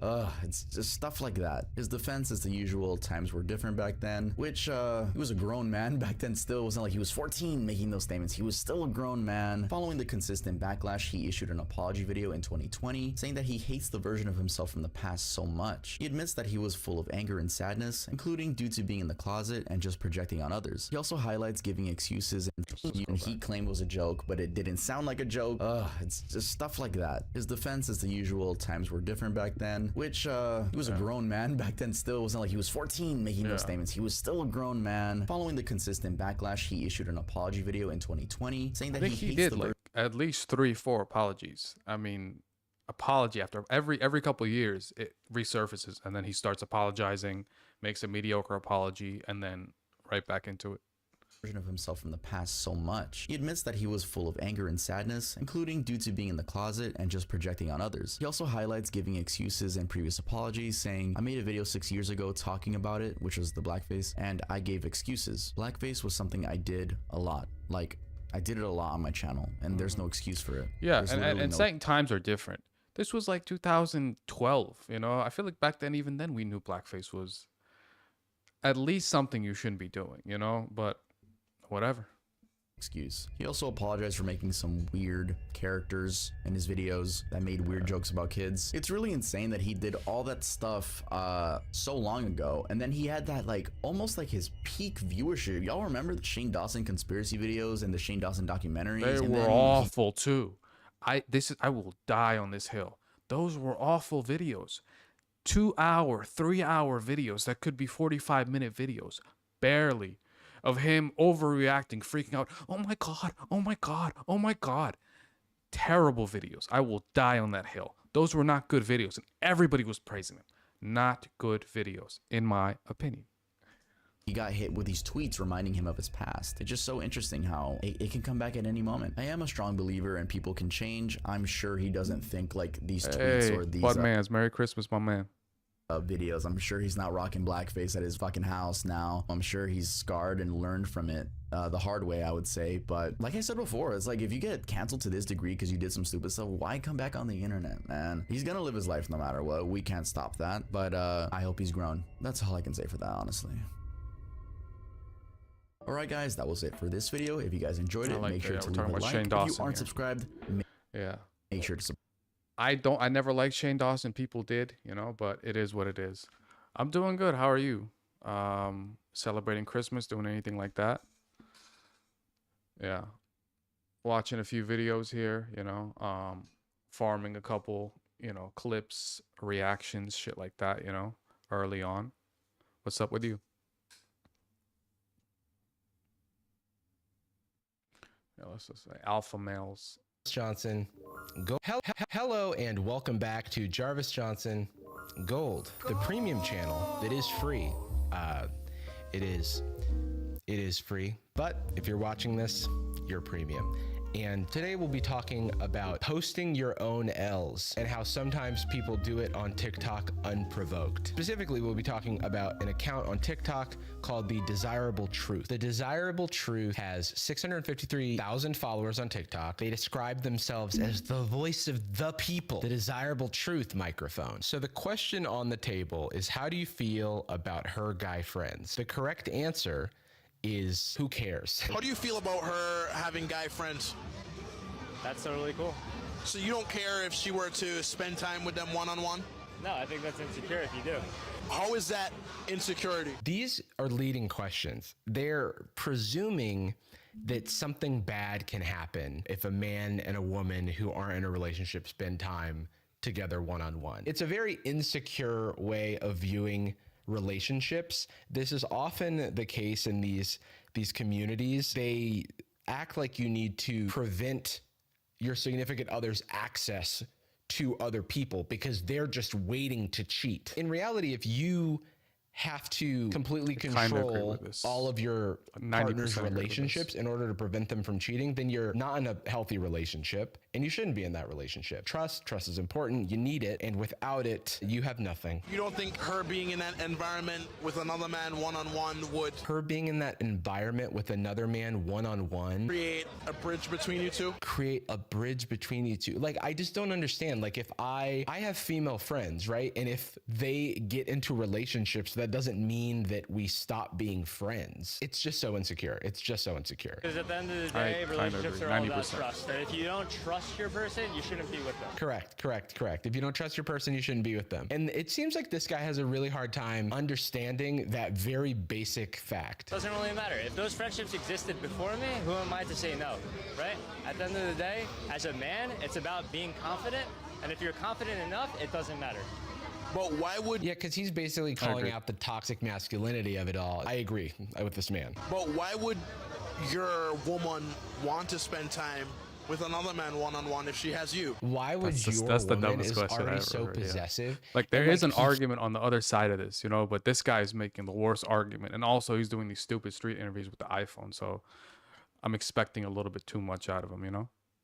Keeps asking questions, like looking for a different answer. And it's like, you're not going to get a different answer, man. You're trying to introduce insecurity and fear into a relationship that seems, that's what I'm saying, you know? They are, do not worry about these things that you worry about. And it's I feel like there is a conversation there, you know, of like, oh, what if your significant other has somebody of the opposite sex that they're very close with, right? And there could be a conversation there. But this guy doing the interviews is always too stupid to even introduce that argument, you know? Well, what if she could be spending time with you, but she's spending time with other people? Like, is your partner supposed to be with you all the time, every day? Actually, this guy would probably say yes. So You're trying to project your deep fears onto these other people that do not have the fears. He's basically like, for but real, aren't yeah, you like- afraid? You look under the bed. Like, there's I don't want to misrepresent. I think there are times where maybe your partner could be with somebody else and it could just be uncomfortable, like too much, and that could happen. This is why I'm saying 90% I agree, but most of the time you have friends if you have trust, if you're not a bad person, if you're not trying to already be in those situations, it doesn't even matter, you know. Like it's very dumb. gonna be a monster under there, and they're like, no, I mean, like, we trust that there's no monsters under the bed. We've looked under the bed before, and we've learned that there's nothing really How does to my be mic afraid sound, of. by the It's way, like, so also? you just are in Very your much room appreciate in the if you help dark me and with you that. don't look under the, I don't understand, but what if the monsters get you?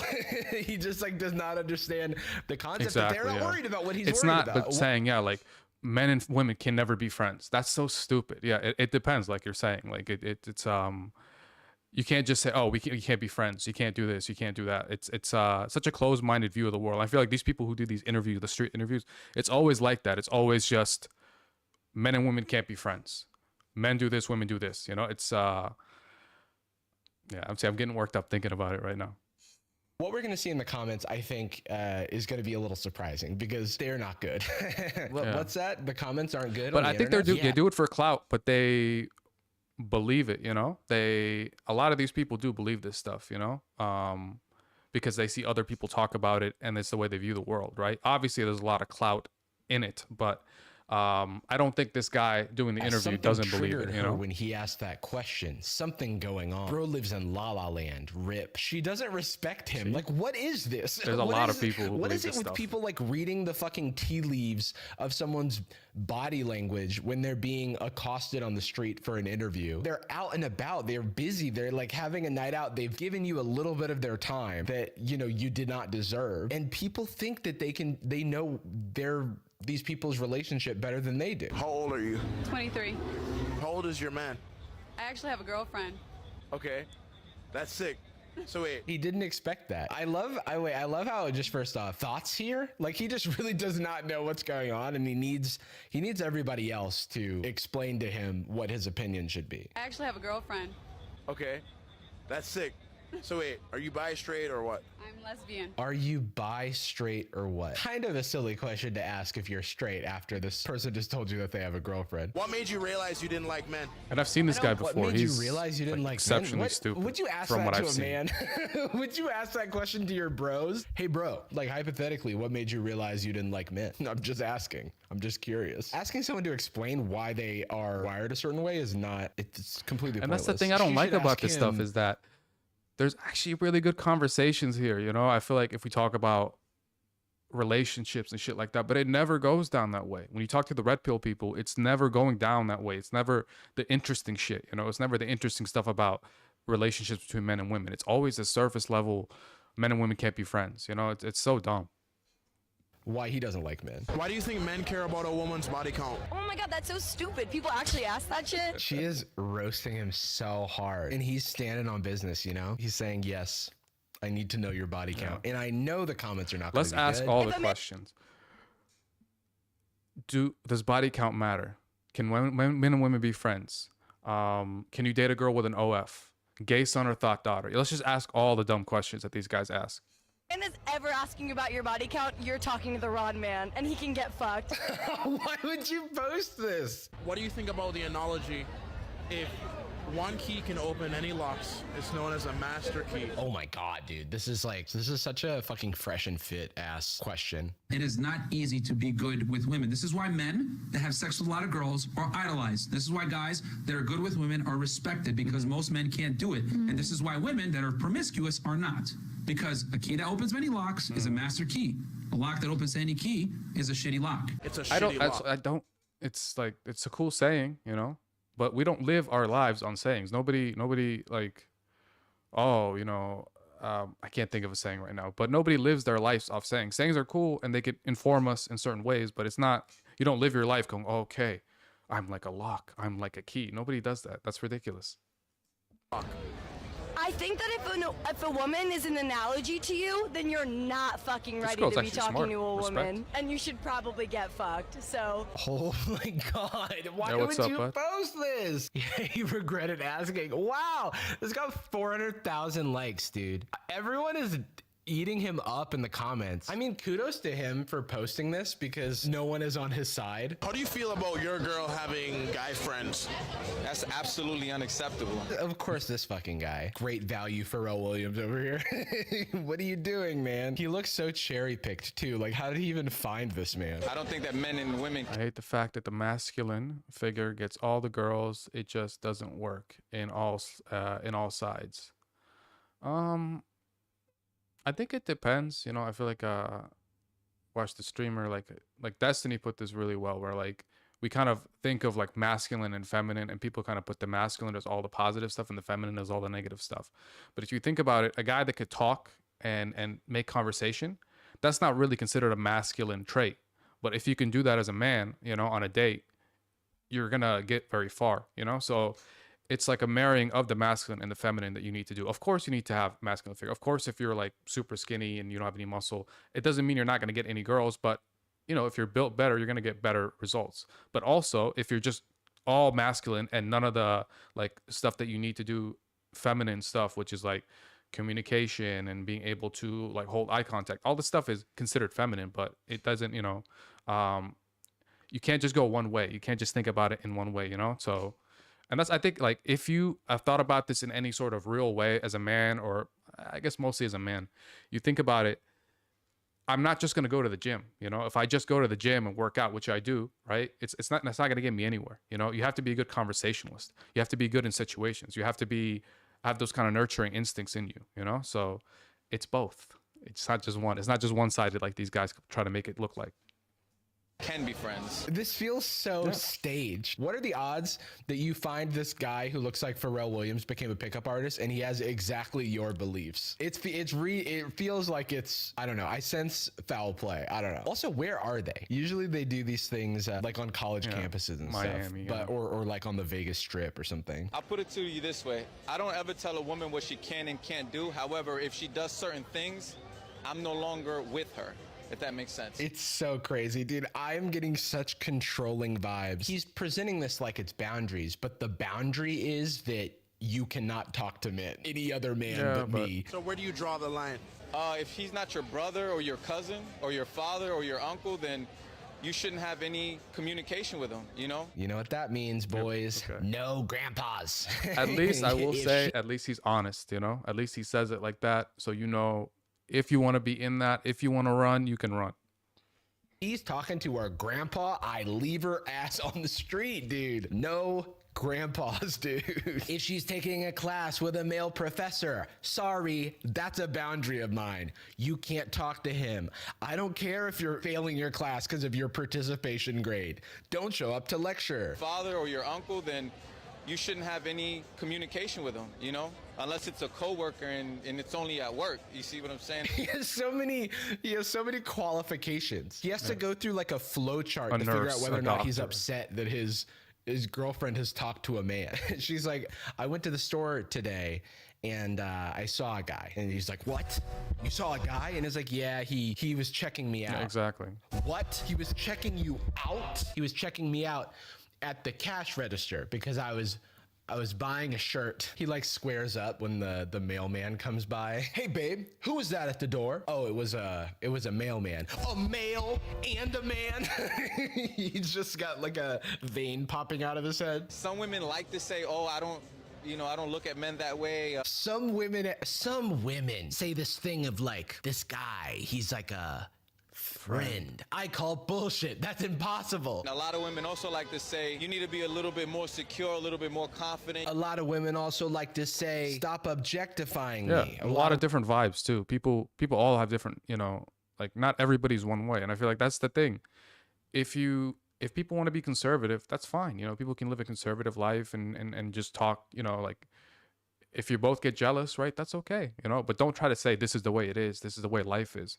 Many different people, many different lives, you know, and you just pick whichever works for you. You find the person that vibes with you.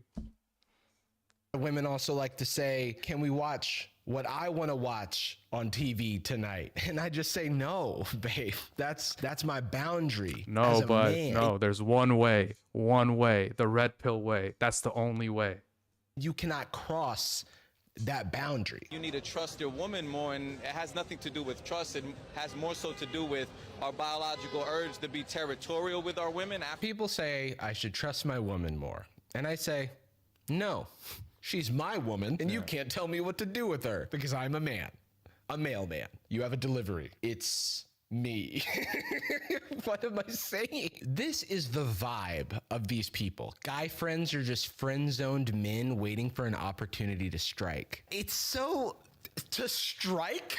That is... Why are you framing it like a battle, dude? They're just men waiting in the trenches for when her guard's down, then they'll attack. Like, or they're friends. It's just crazy, dude. But before we get into that, let's hear from today's sponsor, Aura. Aura is an app that helps you control what his, in the data mail now code. about where also features parental work.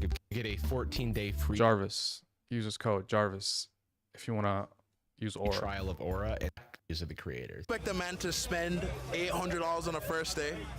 Yeah. Has it happened before?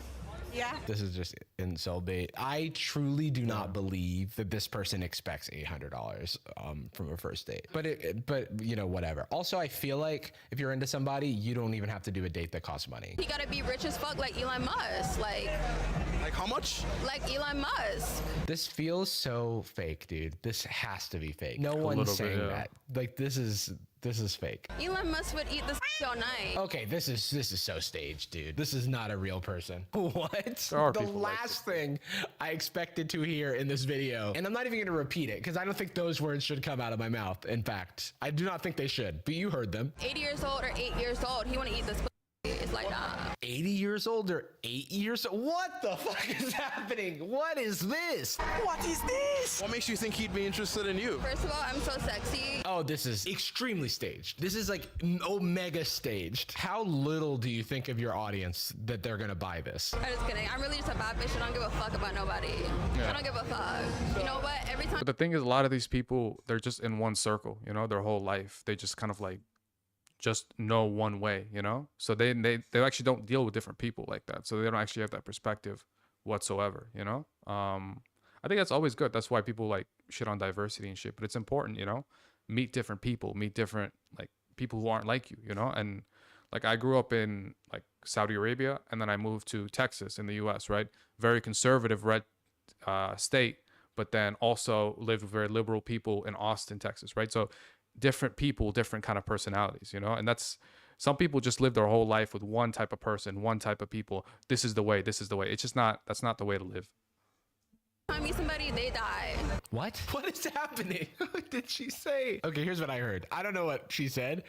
I heard every time I meet somebody, they die. You know what? Every time I meet somebody, they die. Everybody died though. Not take the heat. And that's point blank. Would you prefer to have your... And just moves on. Do you think most men want their woman to be all provocative on their Instagram or be more modest? They can feel free to do whatever they want and post whatever they want. Well, most of the time they do it because of the likes and the attention that they get, not for themselves. Says who? Based on what? You can't just... Since when did you become like a participant in the discussion and not an interviewer? This is no longer an interview. Dude, this guy is like auditioning for Fresh and Fit. When do you want your woman to dress provocatively as opposed to modestly? Because if this guy says anything stupid, when do you want... if this guy says anything stupid about dressing provocatively, I'm gonna get angry. Because the way he's dressed, he should never talk about anybody else dressing anything. Want your woman to dress provocatively as opposed to modestly. What are these outfits, dude? What? I have no words. And I could see that her nipples were pierced. That wouldn't bother you? If I could see that her nipples are pierced, what is this hypothetical, dude? Keep it in your pants, buddy. That wouldn't bother you? I mean, people could look all day long. Hey, bro, hey, come on, man. Come on, bro. You could look all day long, but again, what's that left hand? See, guys, that's how you handle shit, all right? You don't be a little bitch about it. What just happened? What happened off camera? What did he handle? So if she was all with you, and I could see that her nipples were pierced. It is such a funny hypothetical. If I see her out, And she's her wearing a nipples shirt are that says pierced. boobs, which reminds me that she has them. What do you do? It is almost impossible in modern day to tell a woman what to do. And I've tried. It is tough. I cannot figure it out. Can you help me? It's good that he's having trouble telling women what to do. It really says a lot, though. I'm a high value man. I make over 6 figures. I am a high value man. It's like, where do you find these people? Do this many people on the streets of Miami speak in red pill lingo? Yeah, Like, it is a bit of like insecurity too. People like, if you're comfortable, if you know you're comfortable in your relationship, other people looking shouldn't matter that much.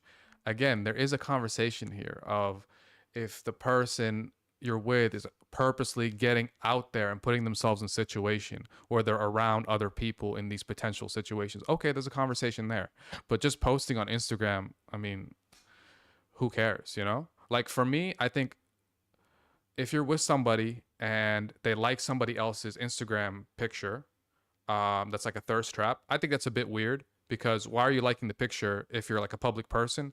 Other than to get the person's attention. Like I'll look at stuff and be like, oh, that's cool, and move on, you know? So I think there's a conversation there, but these guys, again, are never having the conversation. Like, just be normal, you know? Like if you're comfortable with your relationship, who cares if your partner is dressed provocatively or they post on Instagram?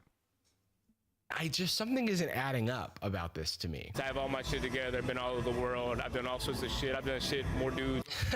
Hold on. He goes, I'm a high value man. I make over 6 figures. I've been doing shit. I did some shit over there. I've been all over the world doing shit. I shat somewhere over here. I've been shitting all over the world. I've done all sorts of shit. I've done shit more dudes on this show probably I've never been done before. I've done more shit dudes on this show probably ever even done before. I've been shitting way more than these dudes. Dude, I shit so much. I can't even count how much I've shit, dude. I'm a high value man. That means I've shat over 6 figures worth of times. It takes a lot for a woman to impress me. Like, I have a bunch of women in my DMs. I have a bunch of women trying to talk to me. That you're capping. You were capping, my friend. I have a bunch of women in my DMs. All right, that's whatever. Okay, sure. I have a lot of women in my DMs. They're all saying they have a gift for me, and all I have to do is click on this little link, and I'll receive a nice gift. Then it made me log into my Instagram, so I did that, and then I got locked out of my Instagram, so I haven't been able to get back into it. If anybody has a contact at Instagram, the women in my DMs stole my Instagram. One of the women said she was a princess in her country, but she just needed me to wire her a few $1,000s in Bitcoin. Me being a high value man and investing being a big part of that, I figured this was a great investment to just put forth a few $1,000s and get millions of dollars in return, because after watching the market, I think that was a great investment for me. But unfortunately, she hasn't responded after I sent the Bitcoin. I have a bunch of women in my DMs. I have a bunch of women trying to talk to me on a daily basis. I run around here outside, women eyes bulging out of the skulls and shit. No.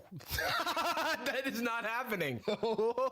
Me when I lie, dude. I run around here in Miami, the women, their eyes bulge out of their face, and they're all in my DMs. I just can't get rid of them. There's so many of them. When I was younger, I did try to lead with my wallet, and that's the worst fucking thing you could do. Do not lead with your wallet, fellas. Lead with your bare chest. Only button 1 or 2 buttons. Button as few buttons on your shirt as possible. Lead. I think it just depends, you know. I guess I could see a situation where a girl that's famous that could be really messy, but I feel like if you're a good person, you know, there are good people, right? And it doesn't matter what situation you put them in, they're gonna be good people, you know. It'd be a weird situation though. If you have like no platform, no anything, and then you're dating somebody that's super famous or like really famous, that'd be really weird. I'd probably still do it though, if I'm being honest. I probably would still do it. With your chest, that way you show how masculine you are, how powerful you are. Wear tight pants, Gucci belt, front and center. Have two-tone hair. Make it really confusing. In fact, make your facial hair look like it was painted on. That'll really make the eyes bulge out of their heads. Do you think it's easier for you to get puss? I can get a lot of puss. What are you, Shrek? What did I just miss here? You to get make the eyes bulge out of their heads. Do you think it's easier for you to get puss? I can get a lot of puss. What is this conversation? What are you, Shrek? Wait, who is saying I can get a lot of puss, but I can't get the high value puss necessarily. That's what I'm trying to get at. So I'm actually struggling. as a high value man, what does high value puss look like to you then?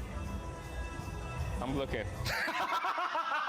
This is me. I'm playing Pokemon Yellow, and there's a trainer. I'm actually They're called uncomfortable spinners. watching. They're the trainers. And like, that, I'm not trying to be a look dick. and I'm not the tallest guy, but this guy's As really, a high really value short. man, You know, he's what very does high short. value puss look like to you then? And Pokemon Yellow, and so you have to like walk past them while they're not looking. I'm looking. I don't see none out here right now. All right, let me set the stage. My friend is in town for just a night, and he's like, hey, I want to eat at a 5-star restaurant that's nearby. Do you know any places? And this is how I respond. You never know with these people, man. People dress like this, and they look like, see none you out know, here right now. they could have like $1,000 in the bank. You know, you never know. They don't dress nice for their homegirls. Is that They even dress Gucci? I don't think that's Gucci. Like that right there. I don't think that's even like Gucci. Oh, see, now I'm like, that's not even Gucci. That's not. He's not even have money, you know. nice for us to try to get attention. It is so wild People to be look saying the this part, with a but, you fully know, open shirt. yeah. And who are you doing that for? Whose I approval could are you go looking right for? now For me and being look a the part. 35-year-old I'm not man, rich. I try to talk to them and see like what kind of knowledge they have going on. Oh wow, well spoken too. As a 35-year-old man, I try to figure out what kind of Guy's knowledge- 35? Oh, wow. I talk to them. For whose approval are you looking for? For me being a 35-year-old man, I try to talk He looks to good them for 35. and see, I'll like, say what that. kind of knowledge they have going on. Oh wow, well spoken too. If As you're a 35 though, I feel like you're way too old to be on the streets doing interviews like this. Does body count matter? And you're 35? Come on, bro. Don't. That's if I'm 35, I'm not gonna be on the streets doing interviews like that. 35-year-old man, I try to figure out what kind of knowledge these women have.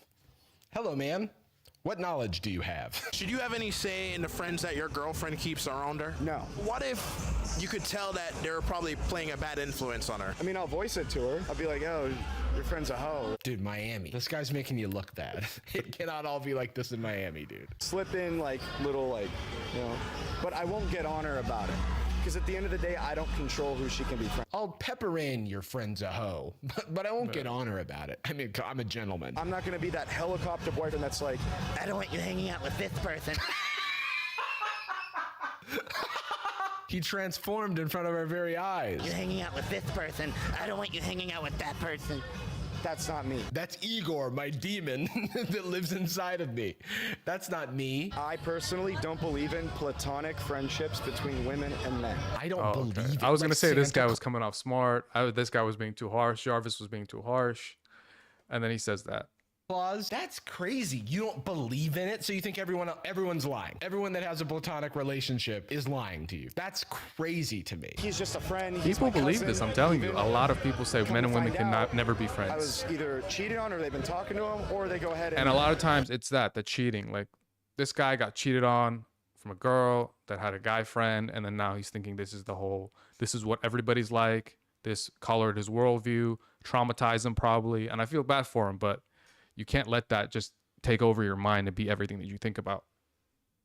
fuck them when we're done. Dude got betrayed by his cousin. I think that's like, that's bad. I was either cheated on, or they've been talking to him, or they go ahead and fuck them when we're done. Dude got betrayed by his cousin. I think that's like, that's bad. Yeah, but I gotta introduce you to the red pill mentality. You know, especially now with the Andrew Tates and the Fresh and Fit podcast. It's big. It's very big. People really believe this stuff. There's like a regression in certain ways where people are going back to that, you know, and are almost emboldened in it, you know. A lot of people believe that, you know, or maybe it's me also. Maybe it's the videos I'm seeing. Maybe they're coloring my worldview, and most like 90% of people are normal. I'm just seeing the 10%. It is the internet. Obviously, and it's shitty, but it is not a reason to cast such a broad net. That's on them. That's people being bad, which people can be. They're allowed to be bad, but that doesn't mean you throw the baby out with the bathwater, you know? Do you think that most American men would want to go for the American woman or foreign woman like you? I think a foreign woman. So like in Ireland, we don't have people like you.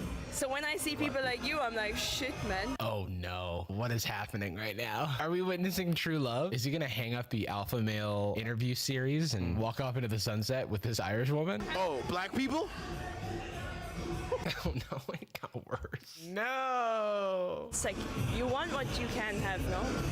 So do you want dark chocolate? Oh my god. I need That to is so break the cringy. screen and make it go away. Dude, is this his line? The first you time want we dark see him chocolate? flirt, and this is his line. Do you like dark chocolate? I am going to gag. I am never gonna eat dark chocolate again. I was planning on eating this later. I will not be doing that because I don't think I can stomach it. Dark chocolate is my favorite, It worked.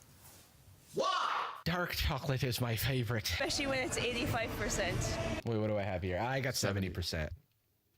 So she doesn't want me. I'm not dark chocolate enough for her. I'm 100% dark chocolate. Shit, man! That's maybe too bitter for me. He fumbled this somehow. Yeah, he he somehow did. fumbled this. This is the face of a man who has lost it. He's lost the plot. All right. I'm going to go, I don't know, watch some basketball or something. Bye. These are really a few cringe. days ago, we These talked are about the like streamer- super cringe.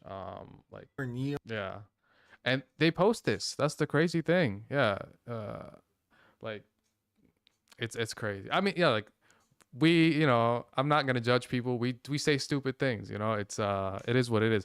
But sometimes stuff is really bad. Like, do you like dark chocolate? Do you want dark chocolate? I would never say that. I'm a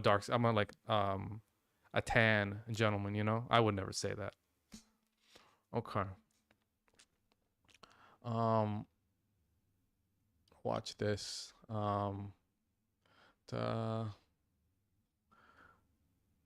Yeah, that's like, again, I could see situations where maybe that would make sense. Like if you're really into each other and you're flirting and it's just like clicking like that, but you don't say that when you first meet somebody. That's crazy.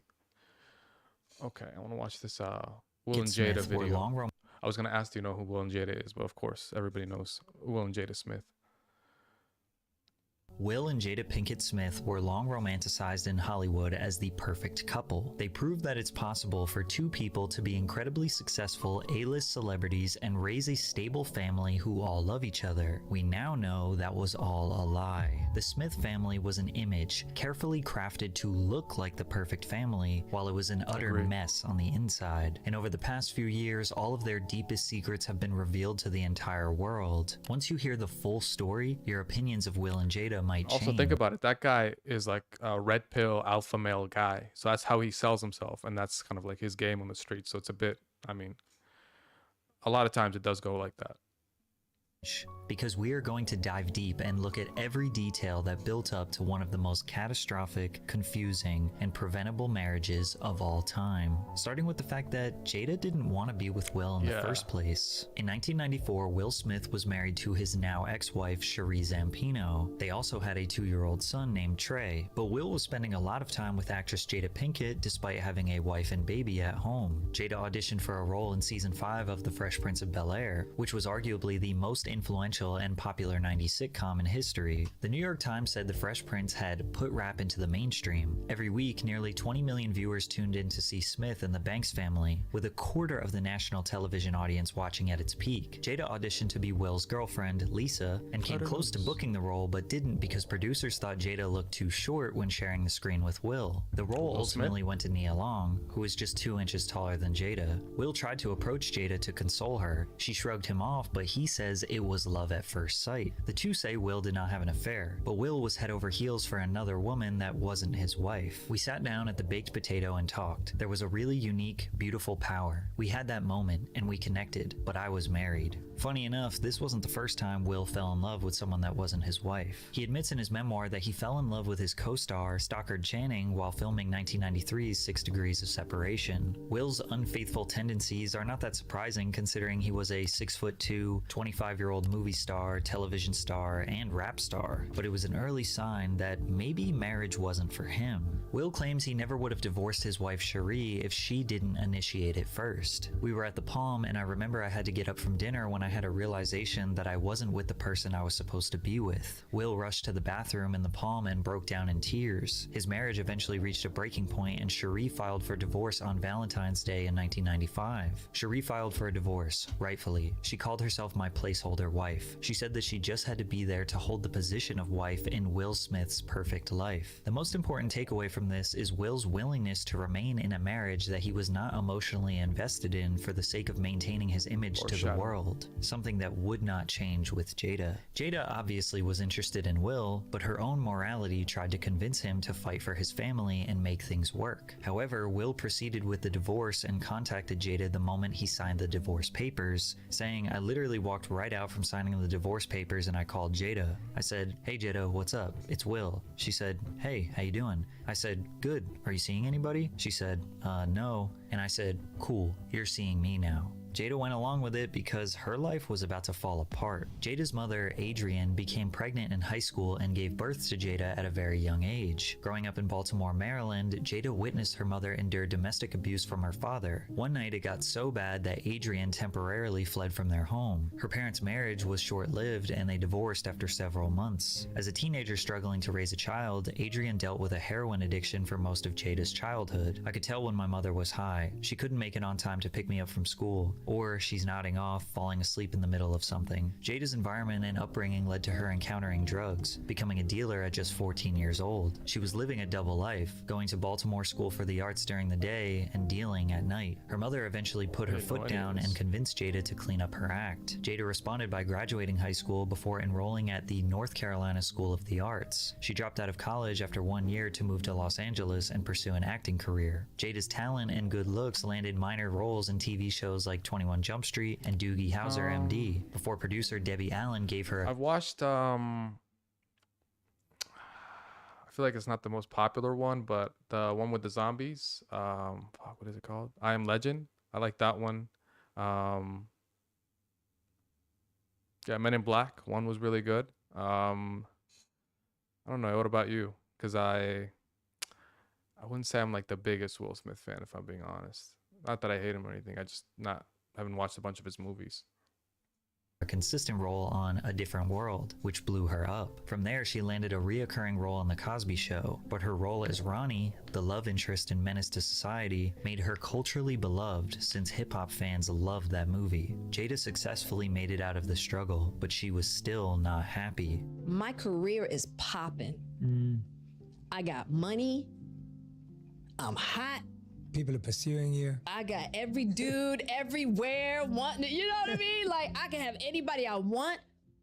Why am I not happy? This is when Will came along, and she latched onto him, hoping that he would make her happy again. At that time, Will hadn't finalized his divorce with Cherie, meaning he and Jada kept their relationship under wraps. We were both pretty famous, and we felt like it just wouldn't have been a great look. They indulged in an unpredictable, secretive rendezvous that sounds like it was taken straight out of a movie. The couple traveled to exotic secret getaways, from Cabo to private Caribbean islands, Aspen, and secluded estates in Maui. Capitalizing on his success on The Fresh Prince, they took advantage of private air travel and regularly used aliases to check into hotels. We fit together so naturally, and our energies combined exponentially in a way that felt like old friends more than new lovers. We had an unspoken language, and everything we focused on flourished. This romantic, adventurous fling would come to a screeching halt whenever the marriage conversation popped up. Jada didn't believe in a conventional marriage and despised a traditional ceremony. She also had questions about the viability of monogamy as a framework for a successful long-term relationship. Despite the obvious warning sign of trying to settle down with a woman who does not want to, Will did not let that stop him. From an early point in their relationship, their suitability was questionable at best, but now Jada was pregnant, and Will's determination to get married overpowered Jada's personal beliefs. "I never wanted to get married," Jada revealed, "but my mother was like, you have to get married. She's so old school, and Will wanted a family, so I said, alright, maybe it's something I should do." Even Jada's grandmother called Will and cried her freaking eyes out. So then I had to have a wedding, and that was infuriating. According to Will, Jada held her ground as long as she could, but the wedding pressure, likely from family and friends, became too much. She was in her second trimester, she was tired and uncomfortable, and didn't want to argue, so she surrendered. And the couple married on New Year's Day in 1997 in a private ceremony in Baltimore, Maryland. However, everyone at the ceremony seemed ecstatic, besides the bride. And I was so upset that I had to have a wedding. I was so pissed. I went crying down the freaking aisle. Getting married. Cried the whole way. And I was down like, the aisle. I was like, And Will's like, hey! Crazy family She'll be all right, don't worry. Jada referred to the ceremony as Grammy's wedding because Jada's grandmother was more excited than her. While the event itself was joyful and heartwarming, Well, yeah, Will this looks would be great. the first of He many looks great. compromises Jada would make he's like over the 50 years something. I that think Will painfully Smith is negated her 50 own something. values. Let me see. Will. Yahoo. I hate this shit. Keep switching my fucking engine to Yahoo, and I don't like that. Will Smith. 55. Jesus. No, he looks great for 55. This is him at 55. He looks really, really good. She had boarded the Will train 100%, and there was yeah, he no looks way great. off. But why was she so against the idea of marriage? I just never really agreed with. Honestly, she looks good too. I don't know what her age is. She's like probably mid 40s to early 50s. That looks great too. They look good. The construct. Exactly. I just don't agree with it. I never have. I still don't. Yeah. Till death do us part is real for me. It's just all of the rules and It's all like of the you're supposed to do this ideas. as a wife. You're supposed to do this. As a husband, you're And it supposed could to be do me, this. but I would never. This is such a weird family conversation I feel like to have, but it could be me. Really what you just can't do. And what you can't do, exactly right, absolutely. Because of this title, wife is a very difficult. The accepted conventional definition of of a wife, wife. right. In the paradigm. In the Yes. paradigm, I'm not that. Then Will goes on to say why he wanted a marriage so badly. I don't know if I've ever said this. You know how I'm a scientist, this so is his everything is origin science story for me. right here. This is like Will Smith's I read origin story. something when we first got together that the most successful men in history have been married.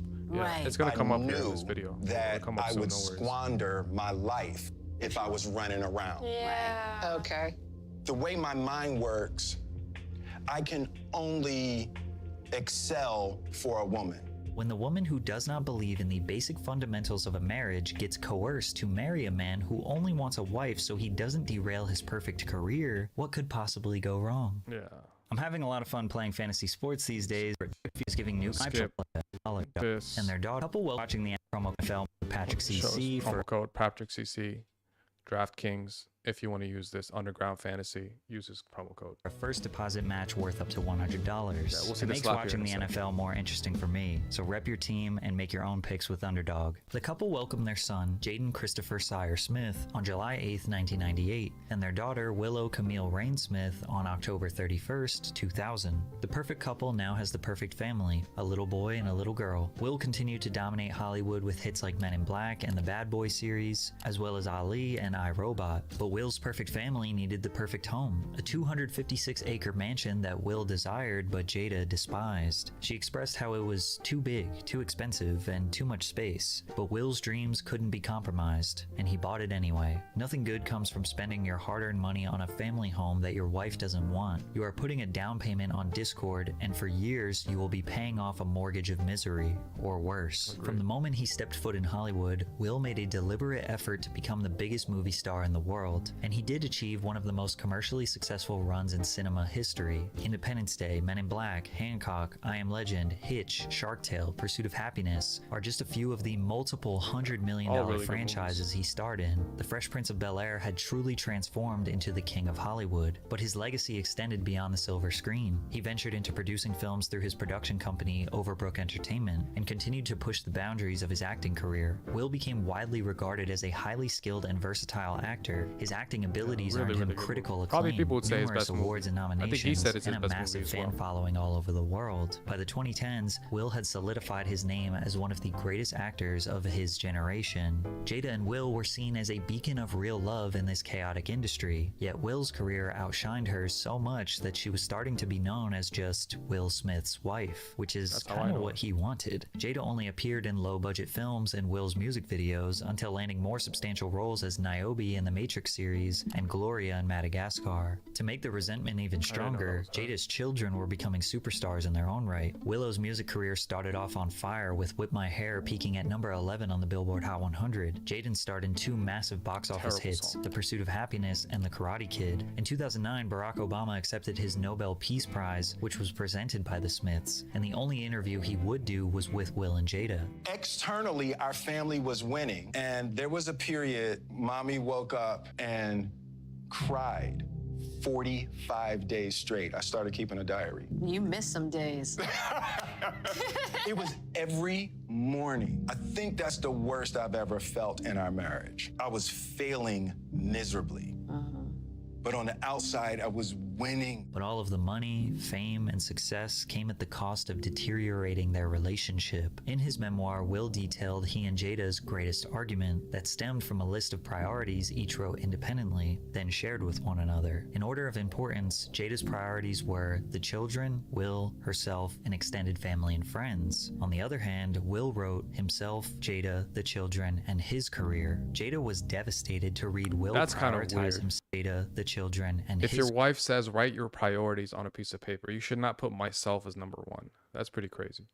career. Jada was devastated to read Will prioritize himself over Trey, Jaden, and Willow. He explained that if he doesn't take care of himself first, he couldn't provide for the rest of his family. But the damage was already done. Her heart was shattered. She didn't even wipe the tears. Jada stuck around in this marriage that she never wanted in the first place so long because of her kids and the pressure to maintain the image created around the Smiths. On one hand, I wanted a career. I'd worked so hard and yet there I was, strung out on having to make decisions based on that, and it was too difficult. Should I be a star? Should I be a mom? A wife? You can't be all three. Something has to give. Did you ever feel like Jada was ungrateful?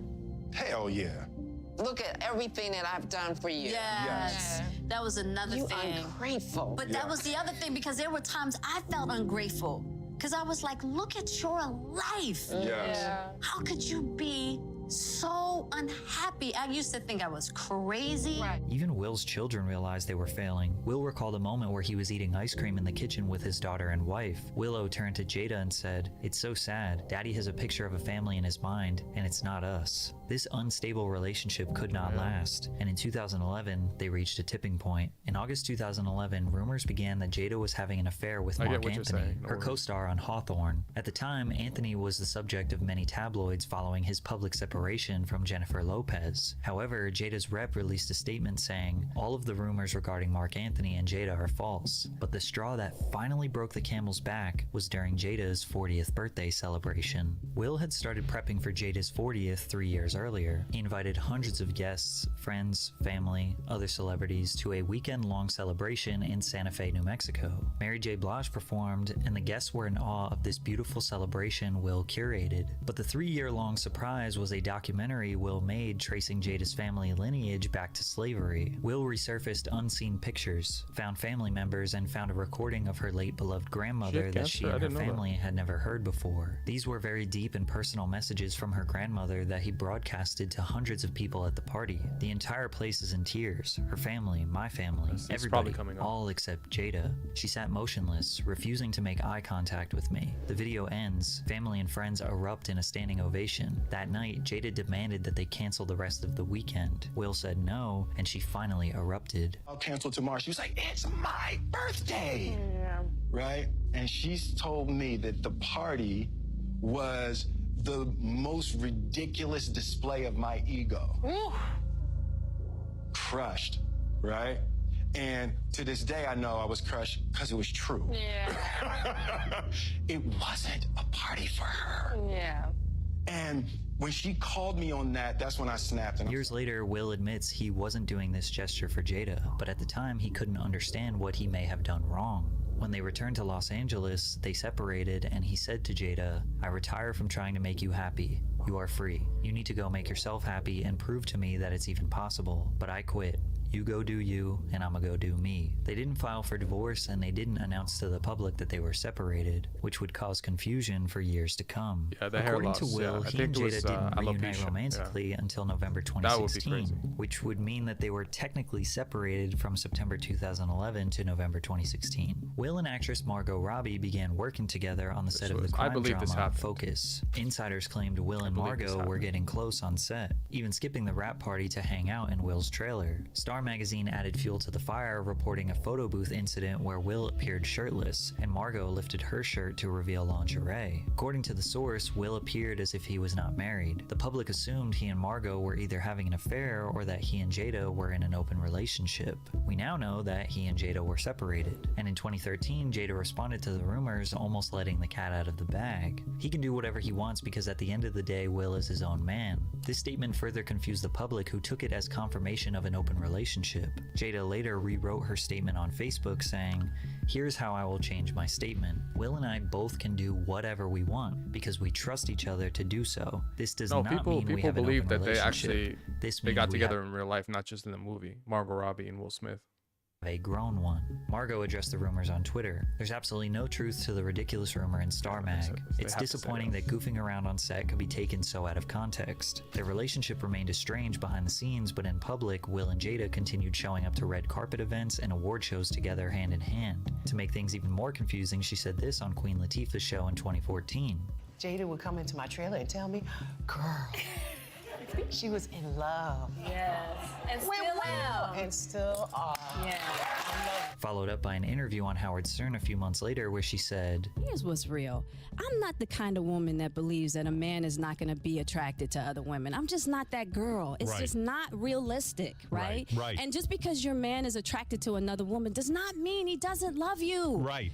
He does. That's not what But it he means, can't- and it doesn't mean he's gonna act on it. By this point, Jada had said enough to make everyone believe that they were in an open relationship, which would get even more complicated when Jada got into her infamous entanglement with August Alsina. But before we jump into that, let me just clarify a few things. It's important to understand that Will says they separated in 2011 after Jada's 40th birthday disaster, but Jada says they separated in 2016. That's a huge difference, and we don't really know why they say two different things. Now in 2018, Jada and Will started sharing a lot of their life on social media. Will started posting vlogs on YouTube, and Jada started hosting a podcast/talk show on Facebook called Red Table Talk, alongside her mother and daughter. Jada gave her hundreds of thousands of viewers insight into her life and relationship, and it was around this time when people started to realize the Jada and Will love was mostly a facade. More specifically, in episodes 11 and 12, which featured Will, accumulated tens of millions of views. These episodes covered a lot of the information that you learned in this video. People were amazed at their open and honest communication, but they were talking about their relationship like they were divorced, and they were also not wearing wedding rings. They even say that they aren't married anymore. They claim they are life partners and have redefined the definition of husband and wife to fit their unique union. June 21st, 2020 was another episode where Will and Jada sat down and did another extremely deep dive into their marriage. They laughed, cried,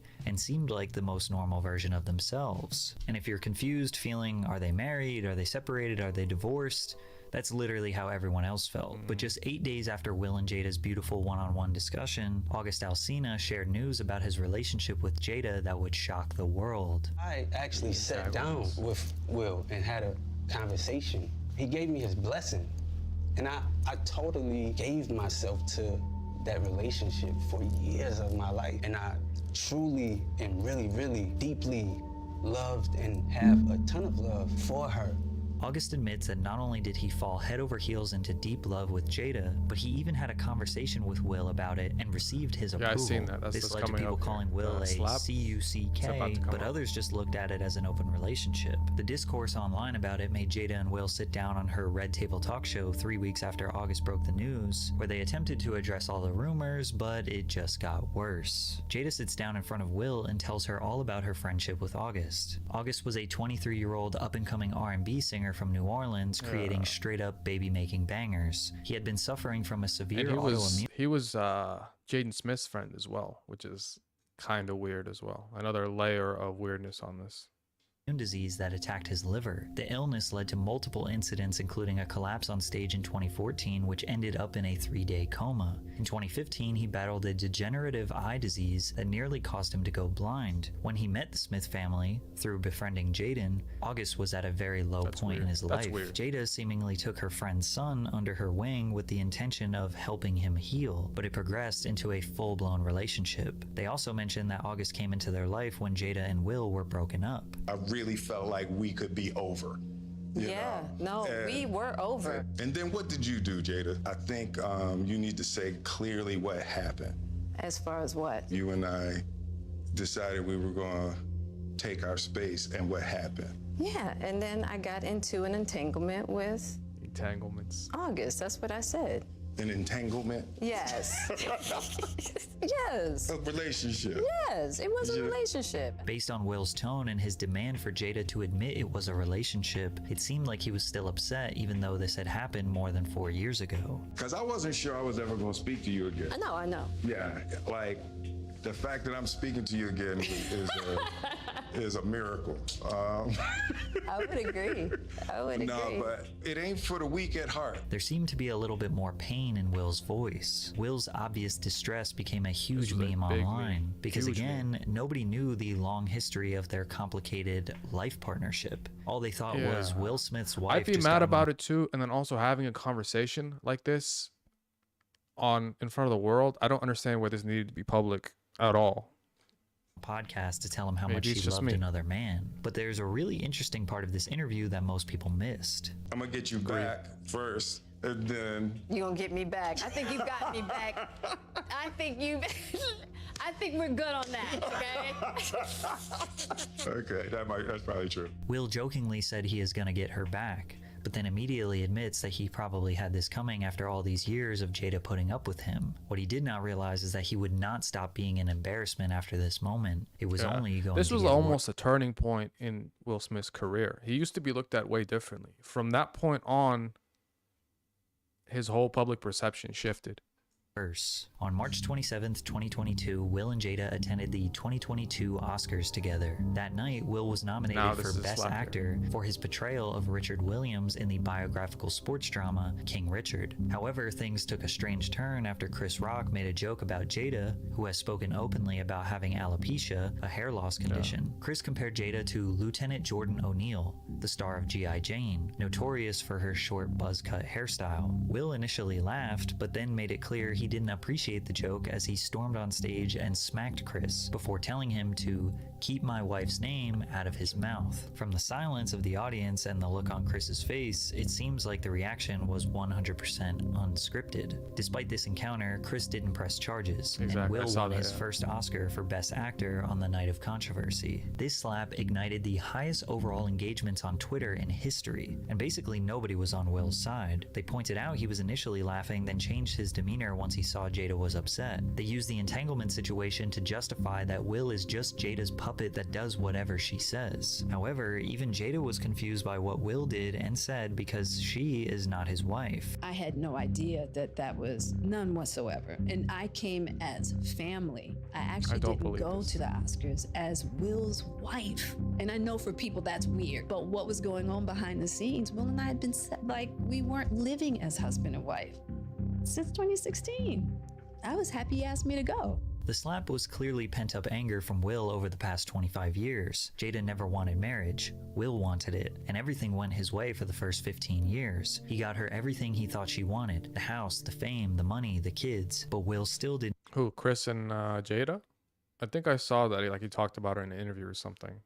Feel like she loved him. But Will was not going to get divorced again, as he saw his first divorce as his life's biggest failure. In my adult life. Yeah. Divorce was the ultimate failure for me. Yeah. I've been hurt a lot in my adult life, but I don't think anything touches the failure of getting divorced. He became desperate to make this marriage work, even though Jada never wanted it. Then once the 40th birthday situation didn't work, where he attempted to win back Jada's love, he said, okay, I've tried everything and you still are not happy. We're done, go be happy. But once she did that with August, he didn't like that either. And it seems like since then, Will has just been coping with this life I don't know. partnership. I feel like I could do it. I feel like I could do it, because Will Smith's not slapping me. And that's just a fact. He's not going to slap me.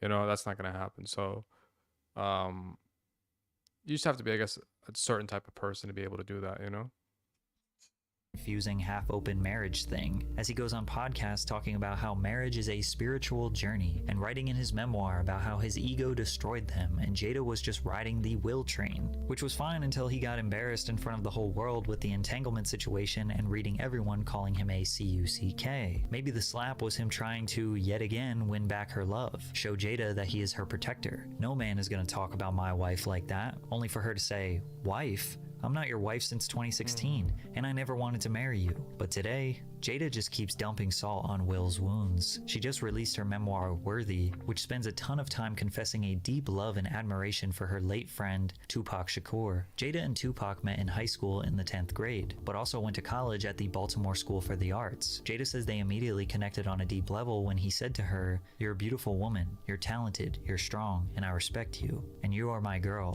You're gonna sit right here and I'm gonna protect you. I'm gonna make sure if nothing else you get what you need." At the time, Jada was still freshly removed from her traumatic childhood and rough neighborhood, while Tupac was still an innocent, bright-eyed kid who enjoyed studying, acting, poetry, and ballet. As time went on, their roles reversed, with Jada explaining how she was coming out of this life and he was going more into the life. By the early 90s, Tupac left the East Coast for the West Coast with aspirations of becoming a rapper. As his career was beginning to take off, so was Jada's. We were always trying to look for opportunities to work together. It was because of Pac that I got Menace to Society, and we were always looking out for each other like that. Now, Jada says her and Tupac were never romantically involved, but the way she talks about him makes people think otherwise. We definitely had this beautiful closeness that was really intimate, but never physically intimate. When you can sit with somebody and really feel like they see you, they understand you, they care about you, and they're gonna be there by you no matter what. That was Tupac. But it's also important to recognize that Jada has been talking about Tupac for years. That was a huge loss in my life. Absolutely. Yeah. Because he was one of those people that I expected to be here. And my upset is more anger. I mean, it was beyond friendship for us, you know, as far as just... It sounds like she was into him, you know? Yeah. It's really difficult to explain because the type of relationship we had, you only get that once in a lifetime, so... A lot of people try to negate her relationship with Tupac, but it was real, and even people who were close to Pac say that he felt a strong love for her as well. Jada Pinkett. Jada's my heart, you know what I mean? She would be my friend for my whole life. She can have my one heart, This is real. My liver, my lungs, my kidneys, my blood, marrow, all of that. But if you compare the way she talks about Will versus Pac, it starts to seem like Tupac truly captured her heart, and Will could never live up to those standards. What made you fall in love with him? I would say Will came at a time in my life where he saw beauty in me that I didn't see in myself at the time. And, you know, he saw a diamond in the rough and he kind of picked me up and blew off all the dust and said, "I'm telling you, I'm gonna make you shine, girl." You certainly did, looking at that rock. Right, exactly. And I was going through a really rough time. And, you know, he created a space a safe space for me. You mean by ambition? What do you mean exactly by Nothing that? about Will's personality got her to fall in love with him. It was the stability he provided. But even Will admits that he was resentful of Jada's love for Tupac. Were you ever jealous of the love Jada had for Tupac? Yeah. I know you Oh say my no. God, that dude! And you know, and that was in the early days. She just loved him like he was the image of perfection. But she was with the Fresh Prince, you know. So it was like I just. And if you look at like also where Pac and Will Smith were in the rap world, you know, like Pac was the coolest, the realest, you know, like Pac was that guy, and then Will Smith was more like corny, considered like not as cool, right? More corporate. So it was like two completely different images as well, which is crazy. Like even we were in a room together a Pac couple was times. like I that. This was like couldn't speak to 96. him, Like you Pac know, was the guy. And, you know, he wasn't going to speak to me if I wasn't going to speak to him. But He also wrote in his memoir, "I hated that I wasn't what he was in the world, and I suffered a raging jealousy. I wanted Jada to look at me like that." Even Will's daughter was aware of how much Tupac meant to Jada. In 2012, when Willow was 11 years old, she posted a picture of the letter she had previously written to Tupac. The letter read, "Dear Tupac, I know you are alive someplace. I think my mommy really misses you. Can you please come back? Can you come back so mommy and me can be happy? I wish you were here. I really do. Love, Willow." Many people consider Jada to be toxic, ungrateful, and unappreciative of Will Smith, who is perceived to be a great man, father, and husband. Some people say Will is a pathetic coward who constantly lets his partner publicly embarrass him. Will knew what he was getting into. He knew all about Tupac. He knew Jada didn't want marriage, yet he still pursued it, and she rode for him for more than a decade. Now today, I guess they're separated. I mean, I think. They've made it very clear that they are never going to file for divorce, but that doesn't mean that they're still together. Their newfound confusing life partnership is, well, I don't even think they know what it is. One thing that is very apparent about these two is they use this relationship to prophesize themselves. Them opening up about their marriage is somehow seen as more brave and more complicated than any of us since they are rich and famous, which to some degree is true, since millions and millions of people indulge in their marriage. But all this does is, one, make them more money, and two, fill their egos to the brim thinking that they have some divine purpose to open up on behalf of all of the broken relationships and marriages in the world. They're like somehow more mature than, you know, than any of us. That's another thing as well. Ironically, I think most of the people who made it all the way to this point in the video agree that they do not, under any circumstance. I don't think they're together anymore. I don't think they're even like together like that anymore. They probably still care about each other, but I don't think they're together anymore. Okay, good stuff. Good video here. I like this. Okay. Let me see here. Yeah, through this video, of course. Come on, of course I think so. I don't think they're together anymore. I think they like Will said or she said 2011, 2016, they probably split up, and then now maybe they care about each other, but I believe they're probably most likely seeing other people at this point. You can't, yeah, come on. After this video, no. Okay. Let me see. What do I want to show next here? I don't know. You ever watched? Yeah.